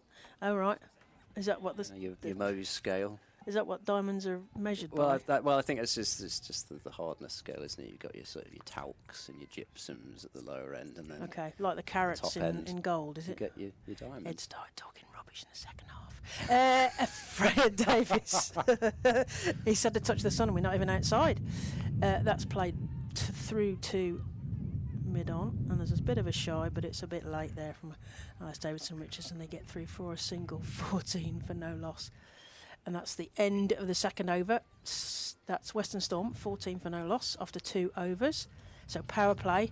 So remember, the women's restrictions field there is 25 yards. It will be 30 yards when the men play later. And the numbers are slightly different. But for the women's game, they're only allowed 2 fielders outside of that circle for the first 6 overs. So Stars have got let's have a little look, a sort of backward deep point. And they're also sending out a deep third, I think. That's their 2 fielders outside the ring. Are you looking at Am I looking the wrong way up? I am looking the wrong way up. I could see your head was the wrong way up. Well, you've turned it the right way up now. Deep mid-wicket and long on. I'm reorienting, yes, the opposite ends. Yes. Right. We've sorted that out. We've got a change of bowling, and Phoebe Franklin's into the attack. And burst through the hands of square leg, and it will maybe go to the boundary. No, not quite. Not quite. At least from the point of view of the fielder, they're managing to get enough of a hand on it to slow it down. But Freya Davies got a ball which was, this would be a great angle to see it from, blasted at her. Sort of it's got hands. It's got both hands on it, but sort of parried it over the goalpost. Yeah, tipped it over the bar. We have Football references. Ed started that, you say. Keeper back now, and that's cut through the gap in the covers. It's a long old way out there. The ball this time will just get there. So Nat Wraith moves into double figures. A bit of width, finding the gap. Yeah, there's quite a big boundary there, because that went into that corner as well. She did well with that. Yeah, and already just the difference in being able to find those gaps and don't know, maybe there's just a little bit less movement out there now than there was first up. Could be a very good toss to have won by Western Storm. Ooh. And Wraith goes up in the air. This should be a catch to point and is taken quite comfortably. And that is the first wicket to fall. And that Wraith gone for 12. I think it was Cranston underneath it at point 28. She's number 28. Coming number 28. Kind of well judged. She had a bit of a stapler, backpedaling to do, but in the end she got herself into a good strong position. She looks very relieved. I was she thought she was going to drop that, but to be honest, she never looked like she was going to drop it. It was just coming at her from an odd angle, wasn't it? Because it was a steepler and it was probably coming backwards towards her. She looks very relieved, as you say. Well, that Wraith, as I said, really, she has, by the looks of things, been given this role to she wasn't hanging around, though, was she? Get ahead of the rate and you know, really try and play shots a ball almost. Because, as we've got Heather Knight coming to the middle now, you've got the likes of Knight, Wilson, Luff to come after that, who can all, you know, they can play different roles, but it will help players like that. Well, Prendergast as well, but I was meaning sort of players who can manoeuvre the ball about a bit, manipulate the field. It's much easier for those sorts of players when the field's already been pushed back. They're already ahead of the required run rate. And albeit only 20 runs, the opening partnership, it still does a job. Albeit they would have liked it to have gone on longer, of course, but wouldn't every team. So Heather Knight with, by the looks of things, still the same field, the long on and the deep mid-wicket out to face her first ball. Just calmly played back past a jumping Danny Gibson. Yeah, playing herself in there, Heather Knight, potentially. Well, tiny single to get off the mark first ball. Yeah, good way. No risk at all. So it'll be interesting to see now how Gibson plays this. I think she will continue to play her natural game. It's one of the highest strike rates in this competition since its inception. Slower ball. She adjusted to it quite nicely to try and guide it away, but couldn't find the gap. Danny Gregory in action at short third. The big pigtailed. Yes. Danny Gregory. Pigs may fly, but pigtails certainly will. Yeah.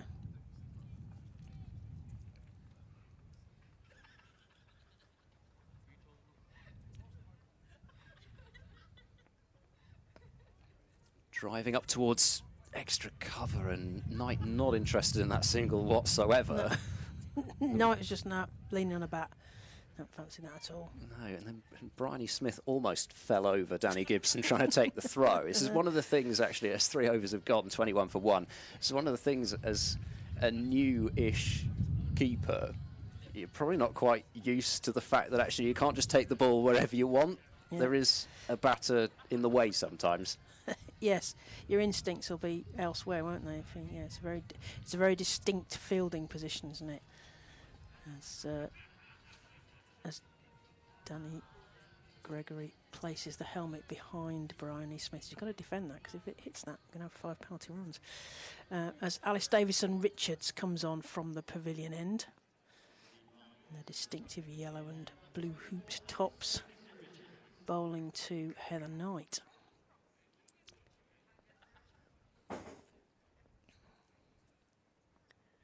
Knight rocks backwards and plays that through a gap. Nice gap, and the fielders are chasing after it. Not reeled in. That's 4 runs. That's a really nicely stroked there through cover point for Heather Knight. 4 more runs to the total, 4 more to Heather Knight. And that's 25 for 1, Western Storm. It was quite close to her, wasn't she? But she still managed to kind of tuck those elbows in, find just enough of a gap. It wasn't much, but the ball seems to be running a lot better over towards the Somerset stand. Of course, there's a lot of practice pitches over there for it to run across. And the Knight comes forward, plays that through. Oh, that's gorgeous. Sumptuously through the covers for 4 there, I think, from Heather Knight. Beautifully played. No risk along the carpet. And Knight moves on to 9. Gibson on 8. So Knight has now overtaken her fellow batter. It was a beautiful shot. It was just lent on, wasn't it? It was good, just spoiling us. That was Yes, right out of the shots that she was playing during that 100 in the Ashes Test. Want some more of that this year? Trent Bridge. Only a couple of weeks Last to wait. Ashes Test in Oh, get Australia. yourself to Trent Bridge for that 5-day test. Alice Davidson-Richards into Knight, who defends that in front of her, and there is no run. Was coming off what I was actually quite shocked when Hypercourse told us was her first Charlotte Edwards Cup 50 last week. Ah, right. 62 from 41 she made in that win over the Thunder. 7 4s and a pair of 6s. A pair of 6s ought to be a word for that, isn't there? A brace 12, of 6s. well, yes, I mean, you can't really say a 12, can you? A dozen. Yeah. 2 eighth dozens as Davison-Richards comes in, and Heather Knight again tries to play that through the covers, and they get through for a 1. I think one of the shots Deandra Dottin played yesterday was probably worth a 12. Yes, So you do think see the that, one she don't was you? kind of one-handed over long and on, over. miles back. Yeah. Well, it was that when we were at Sapphire Gardens. I repeated this earlier in the week, but Melissa Story said they should check the condition of the seats, check the condition of the ball, the way she lobs that into the back of the seats and the stands. Alice Davison-Richards coming in from a long run up. Gibson this time to face, tapping a bat at the crease. Comes forward, plays that straight to the fielder, short mid-wicket. Phoebe Franklin does, picks that up and sends that back round the field. Now, the other thing with Dottin yesterday was, I mean, there's been I've seen a bit of a debate about this, about the oblivious cam. Where, you know, this where they put the camera on somebody in the crowd who's not watching. You don't want to be not watching when Dottin's they're on batting. the phone or something like that. Yeah. Come back to that in a minute. Gibson to face. She rocks backwards and plays that beautifully. She's been watching the captain play those shots through the point region for 4 runs. That was another beautiful, delicious drive outside and off there. What do you reckon? Yeah. I think they just seem to be waiting that fraction longer than the Southeast Stars were up front. They hit a couple of balls up in the air. Somehow, aren't they? Yeah, they are. Southeast Stars looked a little bit sort of doubtful of what was happening with the ball early on, and I don't know if that's just bad, just timing or the pitch. But Western Storm are 34 for 1 off 4 overs. You're listening to Claire Jenkins, former Somerset player, Ed Seaborn. Not former Somerset player. And you will also hear the voice of Hannah Thompson-Radford, who's a former Somerset player. Yeah, you like to make me feel bad about that. No, it's making us feel good about our representative honours. So, and this is the Charlotte Edwards Cup, which is a quick fire competition. We see the beginning, middle, and end. The games are like stacked, aren't they? One after the other. MacDonald Gay into the attack. And Knight will just work a single. Not too far away on that leg side. So, yeah, the oblivious cam. Oh, yeah, the oblivious cam, yeah. Back to that. I say what you like about whether it should or should not be done, but what did really make me laugh was that on Lancashire's superb stream, you could see the oblivious cam up on there, and they put oblivious cam on Deandra Dottin at backward point. I wonder where this was going. That's brilliant. I don't think it was meant to happen, but did. Oh, that's a lovely piece of bowling again. She's been given LBW. Peverell, the umpire, raises his finger, and it looked pretty straight. And that is a big blow for the Western Storm. They have lost their 2nd wicket. It looked pretty good, I've got to say, from our vantage point. We'll get a second look at it here, but it looked pretty straight. Maybe just nipped back a touch. Because Gibson had a day out against the Diamonds, didn't she? Yeah. 52. She can be so dangerous. Yeah, when she gets going. Here comes a replay. It looked messy, didn't it? Yeah, I mean, I think it has come back in, but I don't think it didn't look to me, just from this point, that it had done too much. So now it's the Knight-Wilson partnership, which did the job for Western Storm last week. Mentioned the 62 for Heather Knight, but 53 from 44 deliveries from Fran Wilson. There's still a lot of batting to come. Sophie Luff, who at least managed to guide Western Storm past the 3-figure mark against Southern Vipers a couple of days ago, still to come. Ola Prendergast, the Centurion from Cardiff in the Rachel Hayhoe Flint Trophy. Alex Griffiths and Lauren Filer, actually, I thought batted quite well in that Vipers game as well. There's still plenty of batting to come. Wilson just chopping her first ball into the covers. And, of course, Niamh Holland, scorer of the first 50 by an England woman at a women's under-19 World Cup. I've got that one. Yeah, that's a great stat, Niamh Holland. Well done, her. Wilson pulling the ball away, muscular fashion out into the leg side, but there is protection up there on the rope. Gets off the mark. Yeah, they rely on Fran Wilson to get above the 100 strike rate, don't they? She got 16 off 12 for diamonds and 20 off 17, and they may not seem like big scores, but sometimes they're absolutely vital in a run chase. Well, yeah, and you know, saw what Tash Farrant did. Yeah. To allow Stars to get up even above that 120 mark. Again, looks like there's a little bit of movement out there for McDonald Gay, just tucking Heather Knight up a bit, but she adjusts with the hands, but can only play respectfully out into the offside. McDonald Gay, of course, another under the under-19s. Yep. World Cup finalists, under-19s. So last ball of the 5th. Can't pierce that point area. Cranston tests out Bryony Smith with a as Heather Knight shadow bats. Little half-volleyed throw there. 5 overs gone, 36 for 2. Yes, glorious day here. Yeah, I mean, sun's just. The crowd's coming in. Look, Ed, look, building a bit. Yeah, as I look coming round into their seats all the time. Yeah, because last weekend there was only certain stands open, but this time, because it's a double header, there's a smattering in each of the blocks, which is great to see, all out there in the sunshine. And they've got the sun hats on. I hope they've got the sun cream on. Lot, yeah. It's just another slip, slap, slop day. Yeah, slip, slap, slop. Yeah, slip on a shirt, slap on the sun cream and slap on a hat and slop on the sun cream, something like that. Slip, slap, slop. As Freya Davies comes in from our end to Wilson, who sort of squirts that round the pads, but there is no run.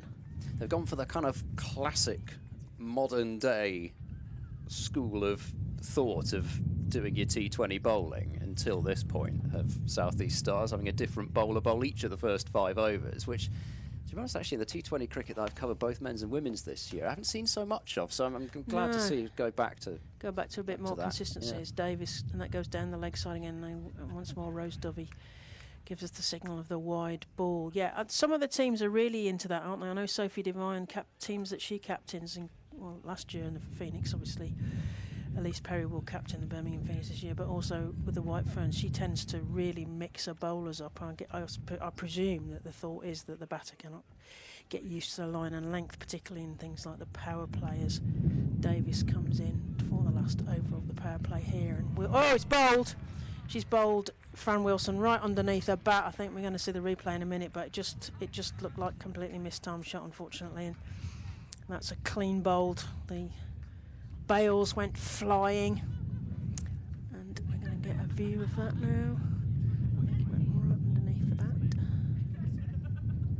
Yeah, completely missed. And in fact, did it go full toss onto the stumps there? It looked like that from the side on. We're going to get another view from the other end.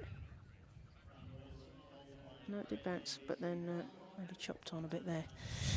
So Western Storm find themselves 37 for 3 in this last over of the power play. We were worried on the Stars' behalf for them losing so many wickets in the power play, but Western Storm are sort of emulating them. But although they've got a bigger total, I think. Probably, yeah, well, they're ahead of the rate, and I suppose the thing that you would say is that they know what they're chasing. You know, they know they haven't got to go out hunting for that kind of 150 type score, but Wilson there just wasn't really the width on the the ball there to play that shot, chopping the ball onto the stumps. And Freya Davies is somebody who, unfortunately for her, has just spent so long being that kind of extra seamer not in quite, various squads. You know, playing kind of the last of match of the series where you know things are a little bit kind of. You know, often England have either won the series or lost the series by the time she comes in. It's a tricky position that she's been in. I mean, they're in a great position of riches, aren't they, with bowlers? And that brings Prendergast to the middle, and she just plays that straight to the field, and there is no run. Now, Ed and I saw Orla Prendergast hit that lovely century at Sapphire Gardens for Western Storm early in the season to win that game against the Thunder. 115 off 115. Thank you, yes. The Ireland international, Orla Prendergast. We saw her with the ball earlier, now she's got a bat in her hand. She slashes at that, but doesn't quite get a contact, and there is no run. Potentially in danger of being another one of those very cheap overs in which a wicket's lost. We saw a fair few of those in the South East Stars innings, including Orla Prendergast's wicket maiden.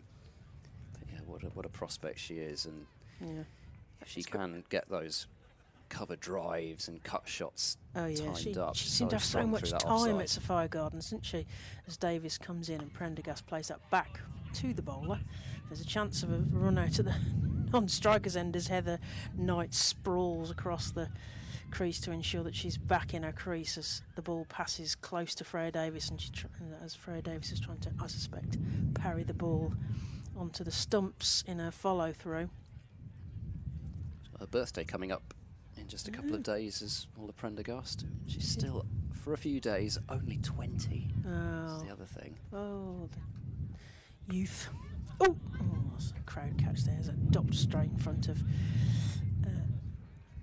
the fielder, Paige Schofield there, was it, at covers, and there is no run. So we are at the end of the power play. We'll get a wave from Ben Peverell again from the far end to indicate the end of the power play. So the fielding restrictions, they can put 4 outside instead of 2 outside beyond the 6 over mark. So Western Storm 37 for 3, chasing 126 that the Stars put on the board, and that they were ahead of their own target, if my theory is right. I'm told by Cricket Her that I wasn't far out. Cricket Her reckon that it's double plus 7, which is very specific, isn't it? Double plus 10 is a lot easier for somebody who doesn't do numbers. Some serious yes, work plus there. 7, very specific. But they're ahead of that because that would have only taken them to 112. So they were ahead of their own, despite losing lots of wickets there. And yeah, so we shall see. We've got Paige Schofield coming on to bowl, and yes, Ben Peverell will still just realised that he's forgotten to wave. Wave. It must be done, even though everybody knows that really is concerned by that signal, that it's the end of the power play, and it's also the end of Heather Knight. She's gone for a scoop shot off the first ball after the power play, and Stars are absolutely cock-a-hoop with that. They know how vital that wicket is, and Storm have collapsed, rather. 37 for 4, and not so long ago they were 20 without loss.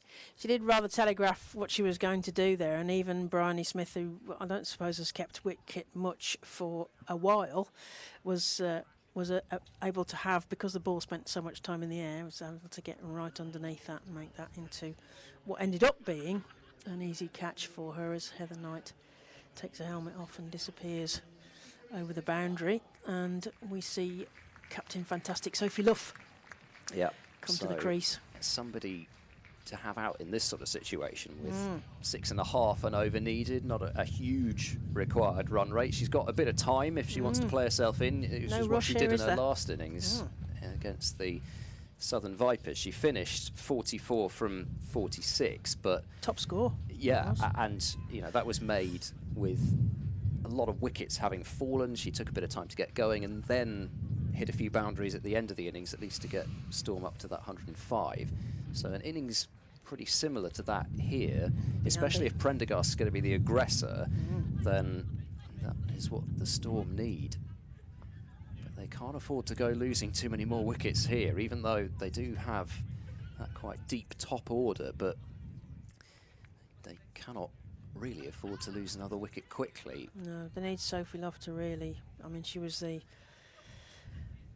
did well with the bat last year in the Rachel Hayhoe Flint, and she's relied upon, isn't she?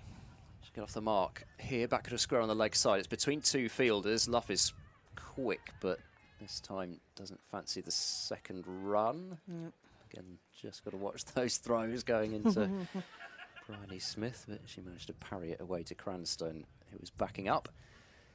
But Schofield coming into the attack right away and getting that wicket, and it's interesting to see that they've gone to Schofield. They have so many options, but they've gone with another medium pacer rather than with, say, one of the spin options. They clearly feel the medium pace maybe is what's working. Wide delivery, cut shot missed by Prendergast. Must have been close for guidance.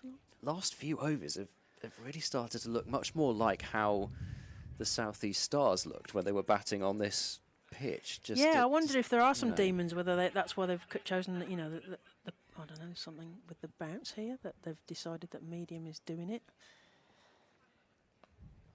Let's carve towards backward point. Cranston can't field it cleanly. I think if she had, there might have been a run-out opportunity on there.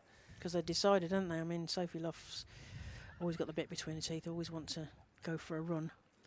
When in doubt, get a run, says Sophie Luff. Yeah, and maybe the other thing is that with Luff out there, who's so strong at using her feet off the spinners, they may be thinking about who they want to be bowling at her. She's used the pace this time and guided it nicely past backward point. It won't go to the boundary, but they will be able to get a couple of runs. And those 2s and 3s are going to be vital in terms of keeping up with this required rate. Okay, I'm going to leave you to it. I'll bring in Hannah Thompson-Radford. I shall see you later. Claire Jenkins will be back for the denouement. Could be an exciting one. Perhaps it will be a tight one, perhaps it won't be. Much, I suspect, will depend on this partnership.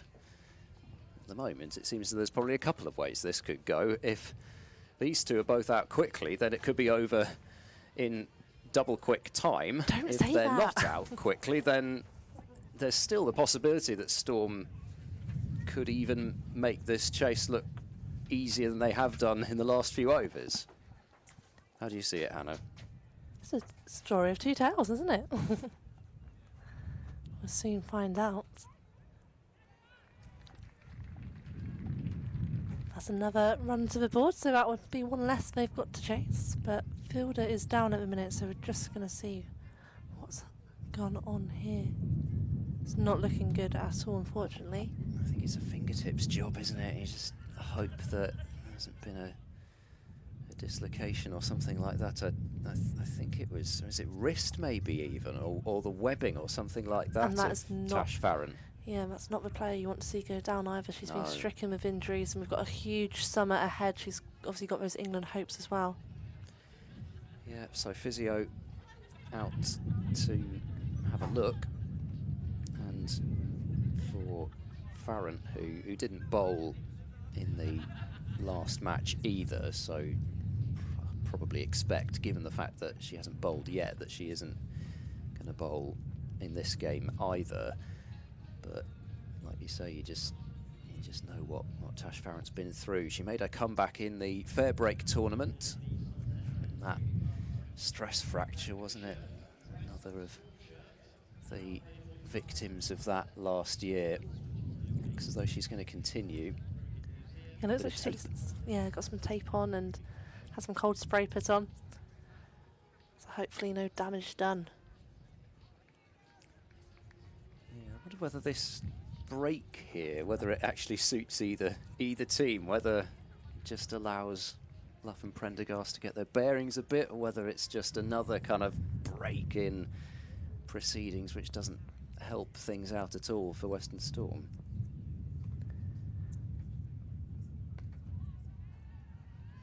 Be a dot ball. Yeah, no, it'd be interesting to see, isn't it? Like, 'cause sometimes that pause actually helps just the batters to take some time and, refresh.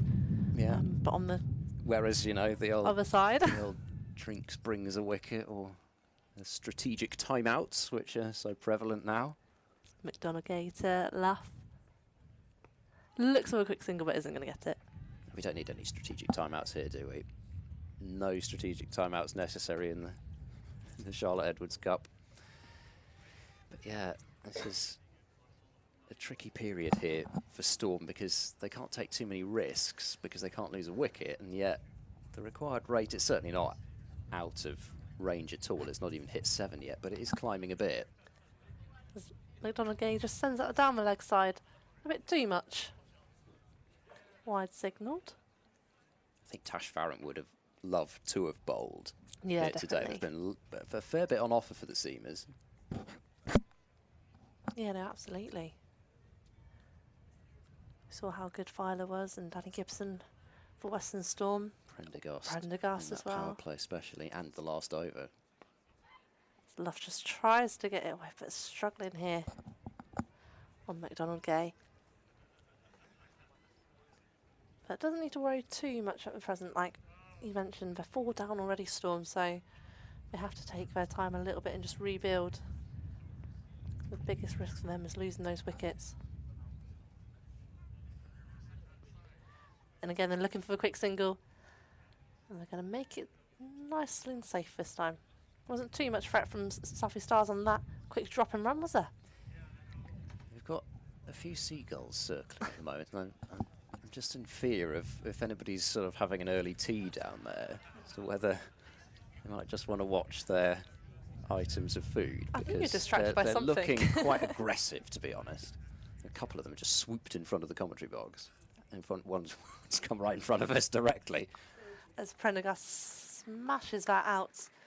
But again, it'll just be a single. We're looking to come back for 2. Much better than Southie Stars. I think that part of the thing here with these twos is that they're so used to playing on smaller boundaries, do it so often, day in, day out, that you never get used to being able to take one on the arm. And I think with these boundaries being so big today, that actually there are plenty of instances where they have been able to take one on the arm. I think particularly when there was just a couple ran out towards that long boundary over towards the sort of Andy Caddick Pavilion side of the ground. And I don't know, again, it's very easy to say from up here because you're not the one risking your wicket by coming back for an extra run. But I just wonder if that's part of it, just kind of getting used to the fact that It is much you can bigger. take that extra one. Yeah. No, I completely agree. Next over begins Franklin for her second. Prendergast freeing up the hands, but only for a single. Yeah, I was trying to do some digging, Ari, Bryony Smith behind the stumps, etc., but I haven't found the answer yet. In terms of whether she's done it before. A bit of everything, really, yeah. But I'm guessing it's one of those age group situations. So originally, Alice Capsey was carded, and she had kept wicket throughout the county age groups. Use of the feet here from Luff, whipping it over the leg side, but it will be stopped. Out there at deep mid-wicket and just be a single. It was a nice looking shot, but she was probably just looking to get it a bit straighter than that. Yeah, but a run's a run at this stage, isn't it? Well, yeah, I mean, It all counts. singles, obviously they need a few boundaries here and there, but rotating that strike and getting the board moving is important to start with. And Prendergast coming down the pitch this time, but only finding deep cover. But still, singles off every ball this over, and that's not been something that's come so easily in the last few overs. It's certainly what's needed. They are looking for more than singles, though, with these shots. Looking for that boundary to break the shackles. And they won't get it here either. Nice change of pace there from Franklin. He's often opened the bowling in the 50-over format for South East Stars. They were missing quite a lot of bowlers at one stage last year. And then they gave Franklin that new ball, and she seemed to just really take to it. That's a terrific shot from Sophie Luff. Plenty of power and bottom hand in that, but excellent use of the feet and balance at the crease there as well. Smashes it past mid-on for 4. And the crowd enjoyed that too as well, with a roar of applause here at Taunton. The crowd are building very nicely for this double header, and Sophie Luff, her home ground. This is where she loves to play, isn't it? She's a Somerset girl through and through. 50 up for Western Storm, and long on posted out. Another slower ball, but Luff waits for it nicely. Having got the boundary, she's just content to pick up that single, and so it's the first over in quite a few where the Western Storm have exceeded the required run rate. 53 for 4 then after 9 overs. Required rate hanging at around about 6 2/3. I've just got a message from Alex Smith, who writes from the Mirror, who said, here's a photo screenshot from Cricket Archive of Bryony Smith keeping, and I was right to suggest that it was county age groups, under 13s. Wow. So what we got there, under 13s, Surrey versus Middlesex at Weybridge. Back in 2011. So that's the first list day catch as a keeper as well. Yep.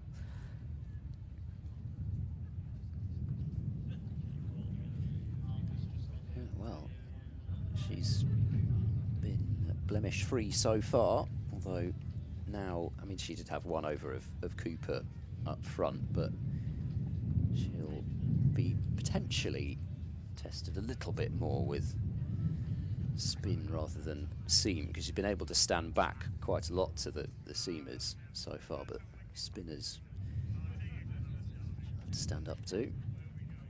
This keeper comes into the attack, and again Luff uses her feet and will get a quick single. Made her debut not too long ago as well, did Cooper? Yep, yep. Claire was talking about that earlier. 3 for 12 from 4 overs. Not bad to your Charlotte Edwards Cup campaign. And again, Western Storm gets another single, just tickling that scoreboard over 55 for 4. Haven't seen anything of Danny Gregory with her leg breaks. Alice Capsey hasn't yet been used, seeing as she isn't keeping wicket. Yep. Getting Luff use her feet, but won't get it away this time. But yeah, because it was interesting to see that she was put down as wicket keeper. I saw something on Twitter about potentially Chatley was injured during the warm-ups, etc. Yeah. But it'd be good to see some proper confirmation as well. And it's got an aerial, but a fielder won't get that. It's just gone over the top, and Storm are going to come back for 2. Sophie Luff once again using her feet against the spin. And I think that's going to be key as well. You're not always going to be able to hit the boundaries when you use your feet, but there are so many gaps out there for those 2s and 3s that actually that's really all you need to do, as long as you can not have too many dot balls. And that's what Luff does so well. She manoeuvres so neatly and again finds a gap, but there will be a fielder to clean it up. Are they going to come back for 2? No. Good decision there. That's her game, isn't it? It's just moving her feet, playing the shots, finding the gaps. Yeah, and there, having come down the pitch several times, Cooper was potentially expecting her to do it again. Then she gets the drag down that she can just cut for a single. A dot ball this time for Cooper. That's the end of the over. Western Storm 58 for 4 off their 10. So the halfway stage, it's sort of a guideline, really. I mean, obviously, when I say obviously, looking around at the clouds, I don't think we're going to get any sort of an interruption, and certainly those people relaxing at the top of the apartments don't think we're going to get any interruptions at all. But the Duckworth-Lewis par can be a bit of a guide, and at the moment Storm are 6 runs behind, and it's those 4 wickets. If they weren't 4 down, I suspect even if there were only 3 down, it would be certainly very much even Stevens, maybe even Storm slightly ahead. But it does just show you that despite this little recovery lately, 21 runs off 23 balls this partnership now, they are still in need of this to carry on for a bit longer. Guided straight to backward point this time. Schofield into the attack again. sort of rotating these seamers about, and they're probably on the whole slower than Western Storm's attack, but actually the amount of pace that Storm took off the ball, quite a good thing for them. Oh, that's run down very fine by Sophie Luff. Going to have a slip in position too often at this point, so I'm going to say run down fine. Yep. Another single. Yeah, it would have been a tough ask for Bryony Smith to lunge across there. Yes, I think she would have needed about 8 foot. She tall absolutely would have been. to reach that one. Super long arms, etc. Prendergast, fairly uncomplicated swing of the bat there, but can't pick up a run as she picks out the only fielder on that leg side, saving the single. Very much protecting that slightly shorter side. Got a message in from Hypercourse as well, just confirming what Alex Smith said about Bryony. Oh, she's gone for the big shot this time. This is hit well out into the crowd for 6. That is the power that Orla Prendergast possesses. I don't think the catch was taken in the crowd there, but it was a mighty shot. Swing at that bat out into the crowd, and there's about 5 people around it who've all just put a cursory hand up and the ball's missed. That was a brilliant shot.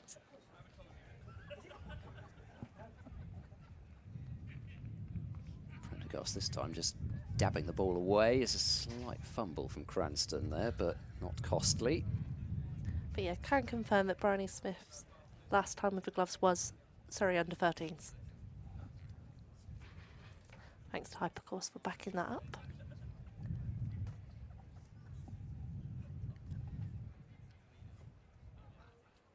Oh, Prendergast has played that very fine, just past the glove of Bryony Smith, but it's more than okay now as far as Prendergast is concerned, because she gets 4 runs. Was she looking to play it quite that fine? I'm not sure, but she'll say she judged it to perfection, I'm sure, and that's the end of the over. 69 for 4. And we'll see it on the replay here. I think she looks like she's placed that, to be fair. She looks confident in that. She was looking to play it as delicately as she could.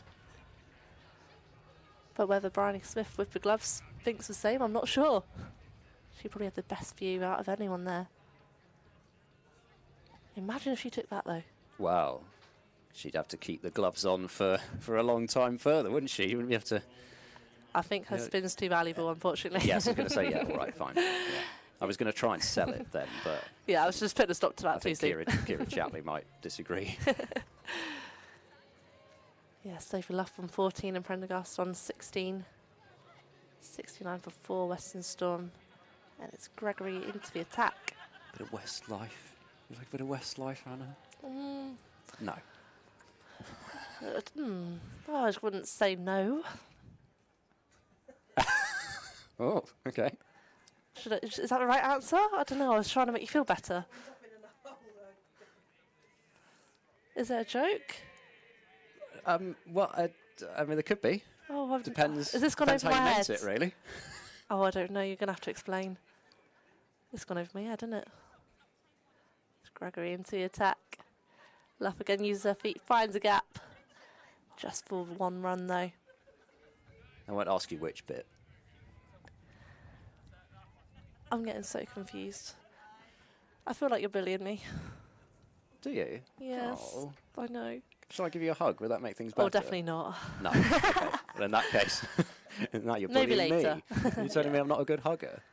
I'm just not sure. I'm not sure if I'm a huggy person, to be honest. I think it depends where my hormones are at. So Gregory to Prendergast. Looking for a quick single. Stars aren't going to have a shy, though. We're just going to let them have that 1 run. Yeah, it's one of those irritating ones as a fielding side, isn't it? Where it's just sort of plopped right in front of you. You feel like you shouldn't deserve a single for hitting the ball so softly, but so often that's actually the best thing to do.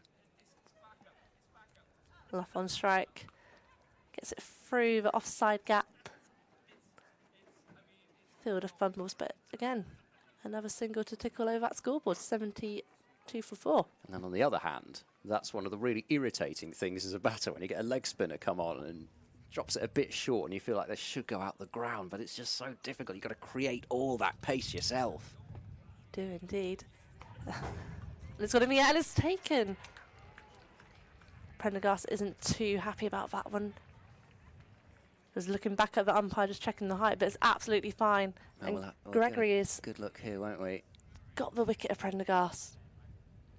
I mean, it's so difficult to judge, isn't it, when the batter's so far down the pitch? I mean, she's taken that really quite high, but you see, I think that's already getting towards waist height, and she's come a long way down the pitch. I think that's fair enough. The leg spinner bowling, it's going to dip quite a lot. It would have been quite a high full toss, but I think she's just going to be furious the fact that she decided to use her feet to that, because it would have been much easier to hit had she actually stayed put. But it looked like a premeditated decision, and I mean, it is clearly above waist height at that point, that we can say, but I just think that would have been dipping, because it's standing upright at the crease is what the umpire has to judge. And I think that umpire Ben Peverell, who's been pretty good today, I think, and I can't fault his performance so far, and I think he's got that one right as well. And it's a huge loss, that, for Storm, right as it looked as though Luff and Prendergast were looking to get a move on. Prendergast with that 6 and the 4 in the previous over. And now Alex Griffiths has to come out and not necessarily rebuild, but get a partnership going with her captain. And it looks to get straight off the mark, but unfortunately can only just plod it into a fielder. Western Storm 72 for 5 now, and yeah, we just had to pause on that Prendergast dismissal, because she was staring down the umpire as well, wasn't she? You're going to ask, aren't you? Yeah, of course. I mean, as much as you can, you're going to make it clear that you felt the ball was high. But I think it's one of those where you as a batter, you feel you've played the shot and the ball was above waist height, so it should be a no ball. But no, not so. There's other factors to come into play, isn't there? As you perfectly described.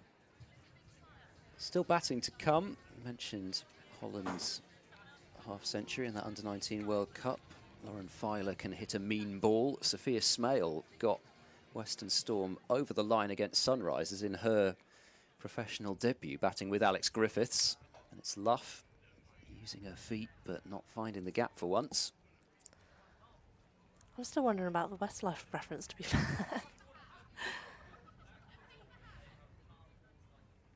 I'm racking my brain about it. Franklin into her third. She's the first bowler to get into a third. Nicely timed by Luff, but picking out extra cover. And that required rate, which had been getting down towards that 6.5 and over, in fact a bit below, it's now jumped up above 7 again.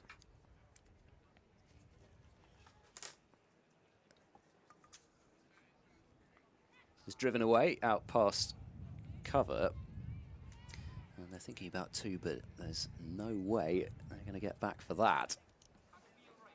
No, definitely not, and you just need calm, composed innings now from these two. Something that Sophie Luff does so well. Got Alex Griffiths, Welsh representative.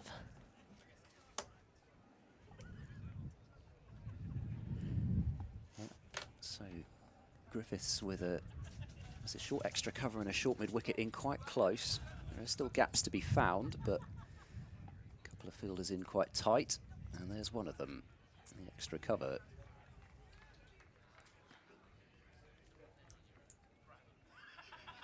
Griffiths, who opens the batting for Western Storm in the 50-over form of the game.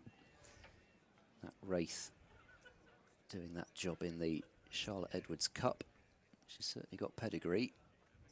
And she's also able to hit the ball well into the leg side. It's short of the fielder, though, and can't quite find that gap. She picked it up nicely, but fielder gets round. Interesting way to get off the mark. Yeah, tried to do that Prendergast shot into the crowd again, wasn't it? Similar area, but not quite the arms on it. Springing into action again, Franklin. And Luff is doing what Alice Davidson-Richards did a few times earlier on, showing her annoyance at having picked out extra cover. So, 50 3 runs needed from 42 deliveries for the Western Storm to win this game. And again, just to reiterate, this is potentially a game which both sides have to have if they want to make the top 3. Having a look at how Northern Diamonds are getting on. They made 172 for 7 from their 20 overs against the Sunrisers, so you'd feel probably favourites to go. Would that be now 4 wins out of 4? Gregory back into the attack, and Griffiths is going to look to push for 2 here. She's gone for it. Sophie Luff sent her back, and luckily she just gets back. A bit of poor fielding from South East Stars. They could have had their next wicket. I'm going to see it on the replay here. If that was accurate and thrown in a little bit harder, unfortunately Alex Griffiths would have had to walk back. It's Gregory to Luff. Uses her feet and finds the gap on that offside once again. They're going to look for 2. They're going to push for 2. And they make it safe. See, I think that's an exact example of what I was alluding to earlier, where they did pretty much turn as Freya Davis got that throw off, and they still, I mean, that they actually made fairly comfortably in the end. And it's not I mean, that's one of the shorter boundaries actually out there. And again, a quick single from Luff. Yeah, no, you're right. And it is that one for the arm, isn't it? Yeah. Because the boundary is so big here. I mean, less so on what should have been a run out, that first ball of the over. I mean, the throw was just kind of skidded in a couple of bounces, a bit offline. I think even if the bowler Gregory had collected it, I think she would have had time to get to the stumps. And that's Alex Griffiths gone. Tried to walk out of her crease, come and attack Gregory, but completely misses. And Gregory sends her home. Well, Western Storm continue to lose wickets, and she just dragged her length back there, did Gregory, so that you don't want to be coming down the pitch really and playing off the back foot. You don't set yourself for that. She went quite early. I don't know whether, I say actually she went quite early. She didn't really go that early. I don't know whether Gregory saw her coming or whether she just happened to bowl the ball there, but that's what leg spinners look to do in this form of the game. Bowl it into the pitch. They don't want to be bowling those slot balls, nor do they really want to be bowling it in the slot for people coming down and using their feet. So you either try and land it right where they might be coming and york them, or you actually do have to bowl it shorter than you feel that you might want to.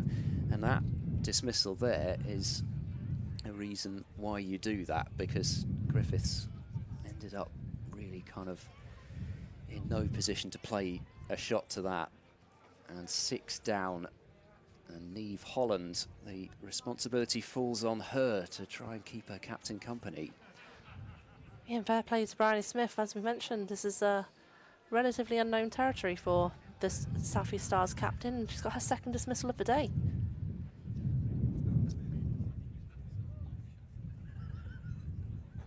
Gregory to Holland.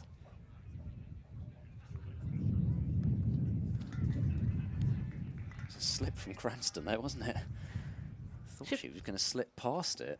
Just seemed to lose her footing. Yeah, she stopped the ball, and that was the main thing. But as you mentioned, didn't look too comfortable. Holland facing her 2nd ball. And respectfully just plots that into the ground. That's the end of the over. Western Storm is 78 for 6 now, so wickets falling. Difficult territory, but under 19 star here with her former county captain as well as 2 Somerset players. Yeah, required rate over 8 now, and you'd have to make South East Stars favourites, certainly if Sophie Luff were to go. She holds the key. I'll hand over to Claire Jenkins to join Hannah Thompson-Radford for the conclusion of this game. Yes, Luff's on 20 now, and Holland's yet to get off the mark. Niamh Holland played for Somerset, made her debut in her early teens, and Sophie Luff was her captain. It's a bit of a master and a prodigy kind of pair, these two, or apprentice, etc. But the under-19 star has got a lot of experience at this level of the game already, despite being in her late teens. Welcome back, Claire. Thank you very much. What did you do to all the Prendergast? I went out of the room. Well, She's not batting anymore. she Several more have gone. decided to come out a little bit full toss and Go with it. hit it straight into the hands of the fielder.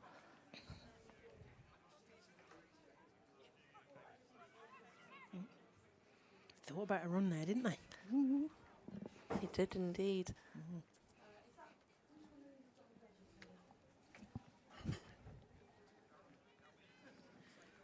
A good crowd in. Yeah, It's nice to have a crowd in, isn't it? It's going to be an exciting finish, hopefully.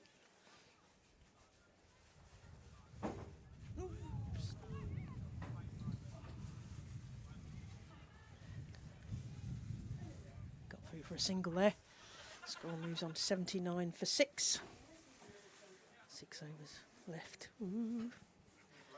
It's getting tight now, Hannah. it certainly is. We've definitely got a game on our hands here. It's going to go down to the wire. These two in the middle can bat. Yep. And then after that, we'll have to see what happens. It's going to be a bit of cat and mouse here. Who will get the first breakthrough? Will it be Stars getting the wicket, or will it be Western Storm finding a boundary and just taking that momentum forwards? Yeah.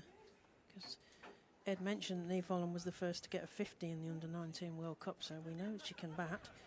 She got 11 off 5 against the Diamonds game, and she's been pinched by Heather Knight's London Spirit in the 100, so she's obviously looked at fondly. It's a wide ball. Yeah, no, she certainly is. And as I mentioned, she made her debut for Somerset at, I think it was 13, you know. I just remember her being such a youngster, getting that breakthrough and doing really well, getting the opportunity to bat higher up the order as well. Someone that Somerset put a lot of back in towards, and she made the Western Storm squad as well. One of the younger players on the circuit, but seeing more and more youngsters creeping in, so she's still on that territory of being a youngster, of course, but there are some younger players on the circuit now. Likes of Davina Perrin. Yes, Central Sparks, Under-19s.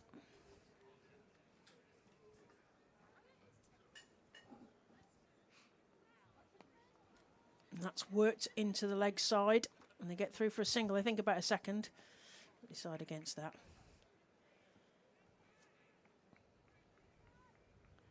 Rihanna MacDonald-Gay with a ponytail. At the Sophie Lough end. I'm making a campaign to have that as a Sophie Lough end. She's working a ball between her hands. What's she got now? What's she going to serve to Sophie Lough, who's on 20?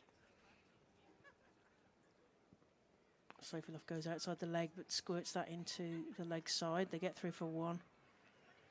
They're so quick between the wickets, aren't they, when Sophie Lough's involved. That's the end of the over. And that's 82 for 6. 15 overs gone, 5 overs left. So Western Storm need 45 runs to win. They're chasing 126 that Stars put on the board. So it's going to start getting exciting now, isn't it, I think, Hannah? Yeah, and Sophie Lough has the strike, and it's going to be Gregory still with the ball in hand. She got that sneaky single there, just to... Pinch the strike there. Take the captain's responsibility. Which he does so often here, especially at Taunton. It's a ground she favours. Yeah, she loves it, doesn't she? She loves being that role model, that Jedi to the youngers, as you mentioned. Gregory into Lough, uses her feet, hits it aerial. The fielder attempts a spectacular catch, but goes over the top, and they're going to return for 2. I thought it was going to be commentator's curse then. We're big up Sophie Lough. She puts the ball straight to a fielder. Went over the fielder's head, fortunately. Yeah, it was an impressive effort. Yeah. I think, was it Tash Farrant there? Leaping like a young salmon there. It was Tash Farrant there. Was it Tash Farrant? Yeah. Yeah, number 53. Gregory to Lough. Leg side this time, and is going to hope... Go between the fielders. Yes, there's number 4. So hopefully finds that gap for Western Storm. It's what they need at this latter phase. Sophie Lough was injured for the beginning of the season, so we haven't seen her bat so much this season. Yeah, unknown territory for her. She's someone who's rarely injured. Yeah. Contributes a lot. Finger injury, which I suppose brilliant fielder that she is likely to happen. Yeah, broke her thumb in the Diamonds warm-up. Played the match, but then realised afterwards it was fractured.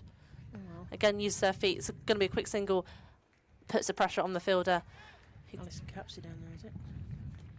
Fumbles it. Yeah, Alice Capsey on the ring there.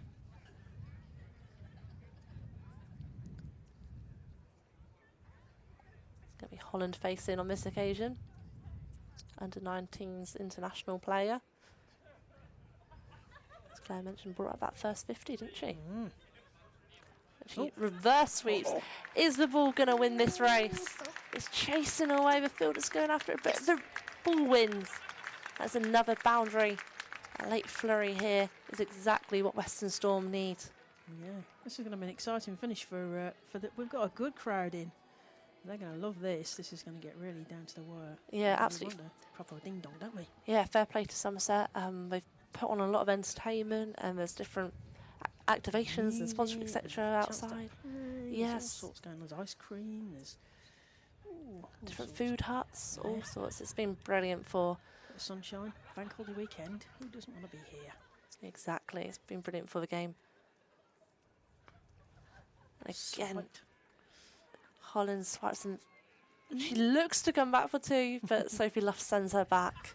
It's good though. We want that positive intent, don't we? They're going to need that. They're going to need some boundaries and a few twos. And as you say, the surface is big enough to run twos if they get off the mark pretty smartish, and one for the throw and all the rest of it, as you mentioned earlier.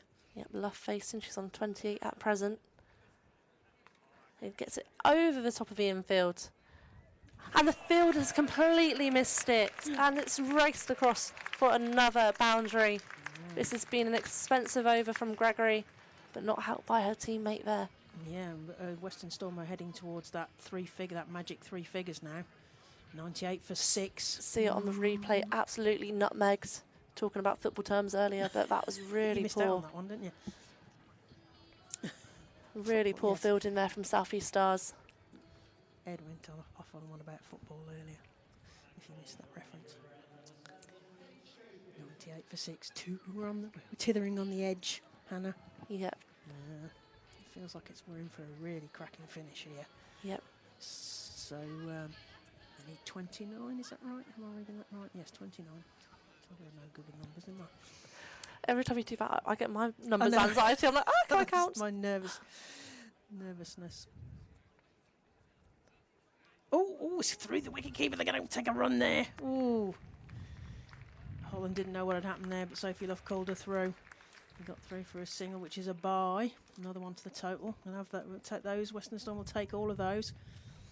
99 for 6. This time it's Sophie Luff to face.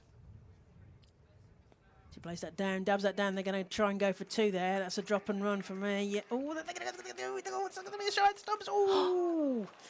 And the bails go, but not unfortunately with the ball in hand. So they get through spectacularly there.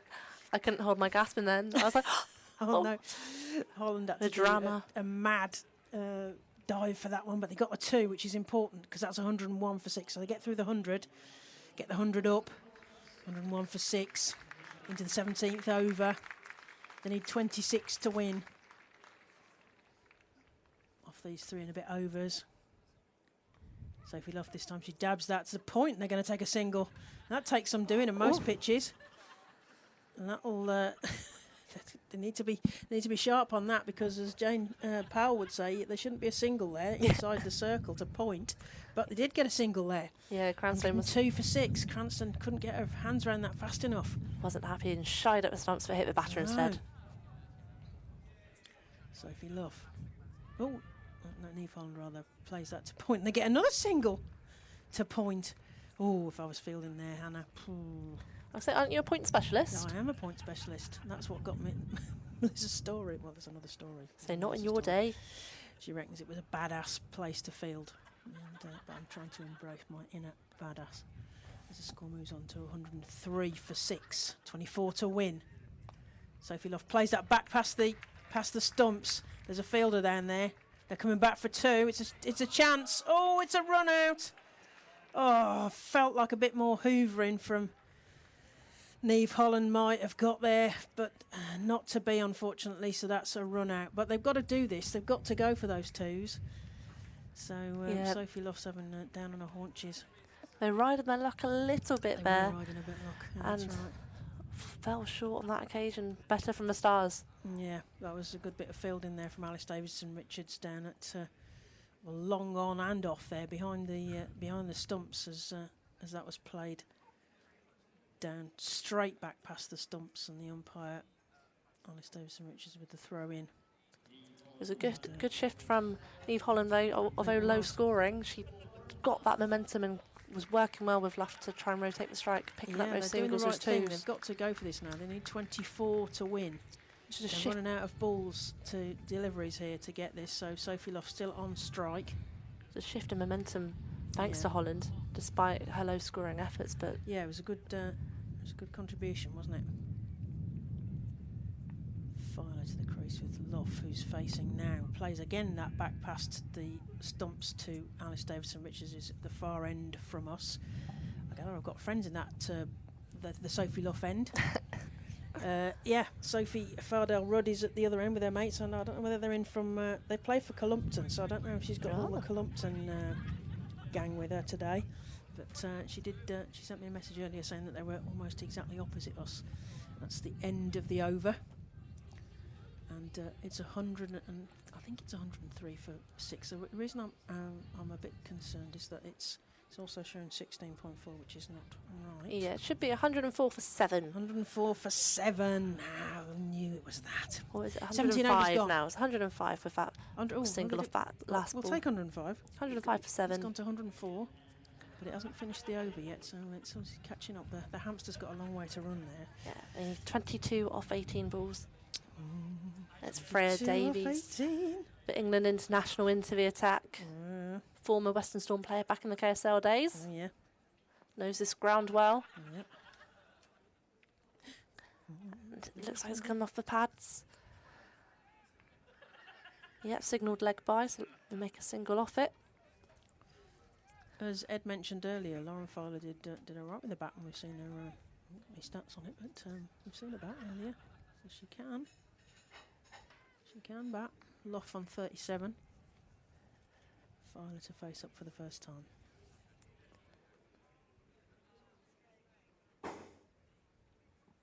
Davies comes in with her right arm pace.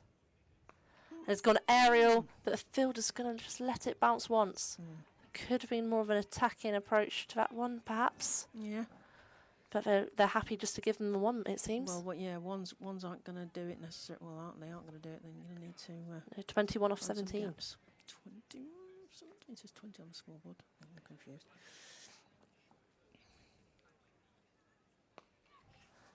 There's Luff. Again gets a single, but they're going to just keep it to 1. Alice Davidson-Richards down in front of us. Fielding the ball back to Freya Davis.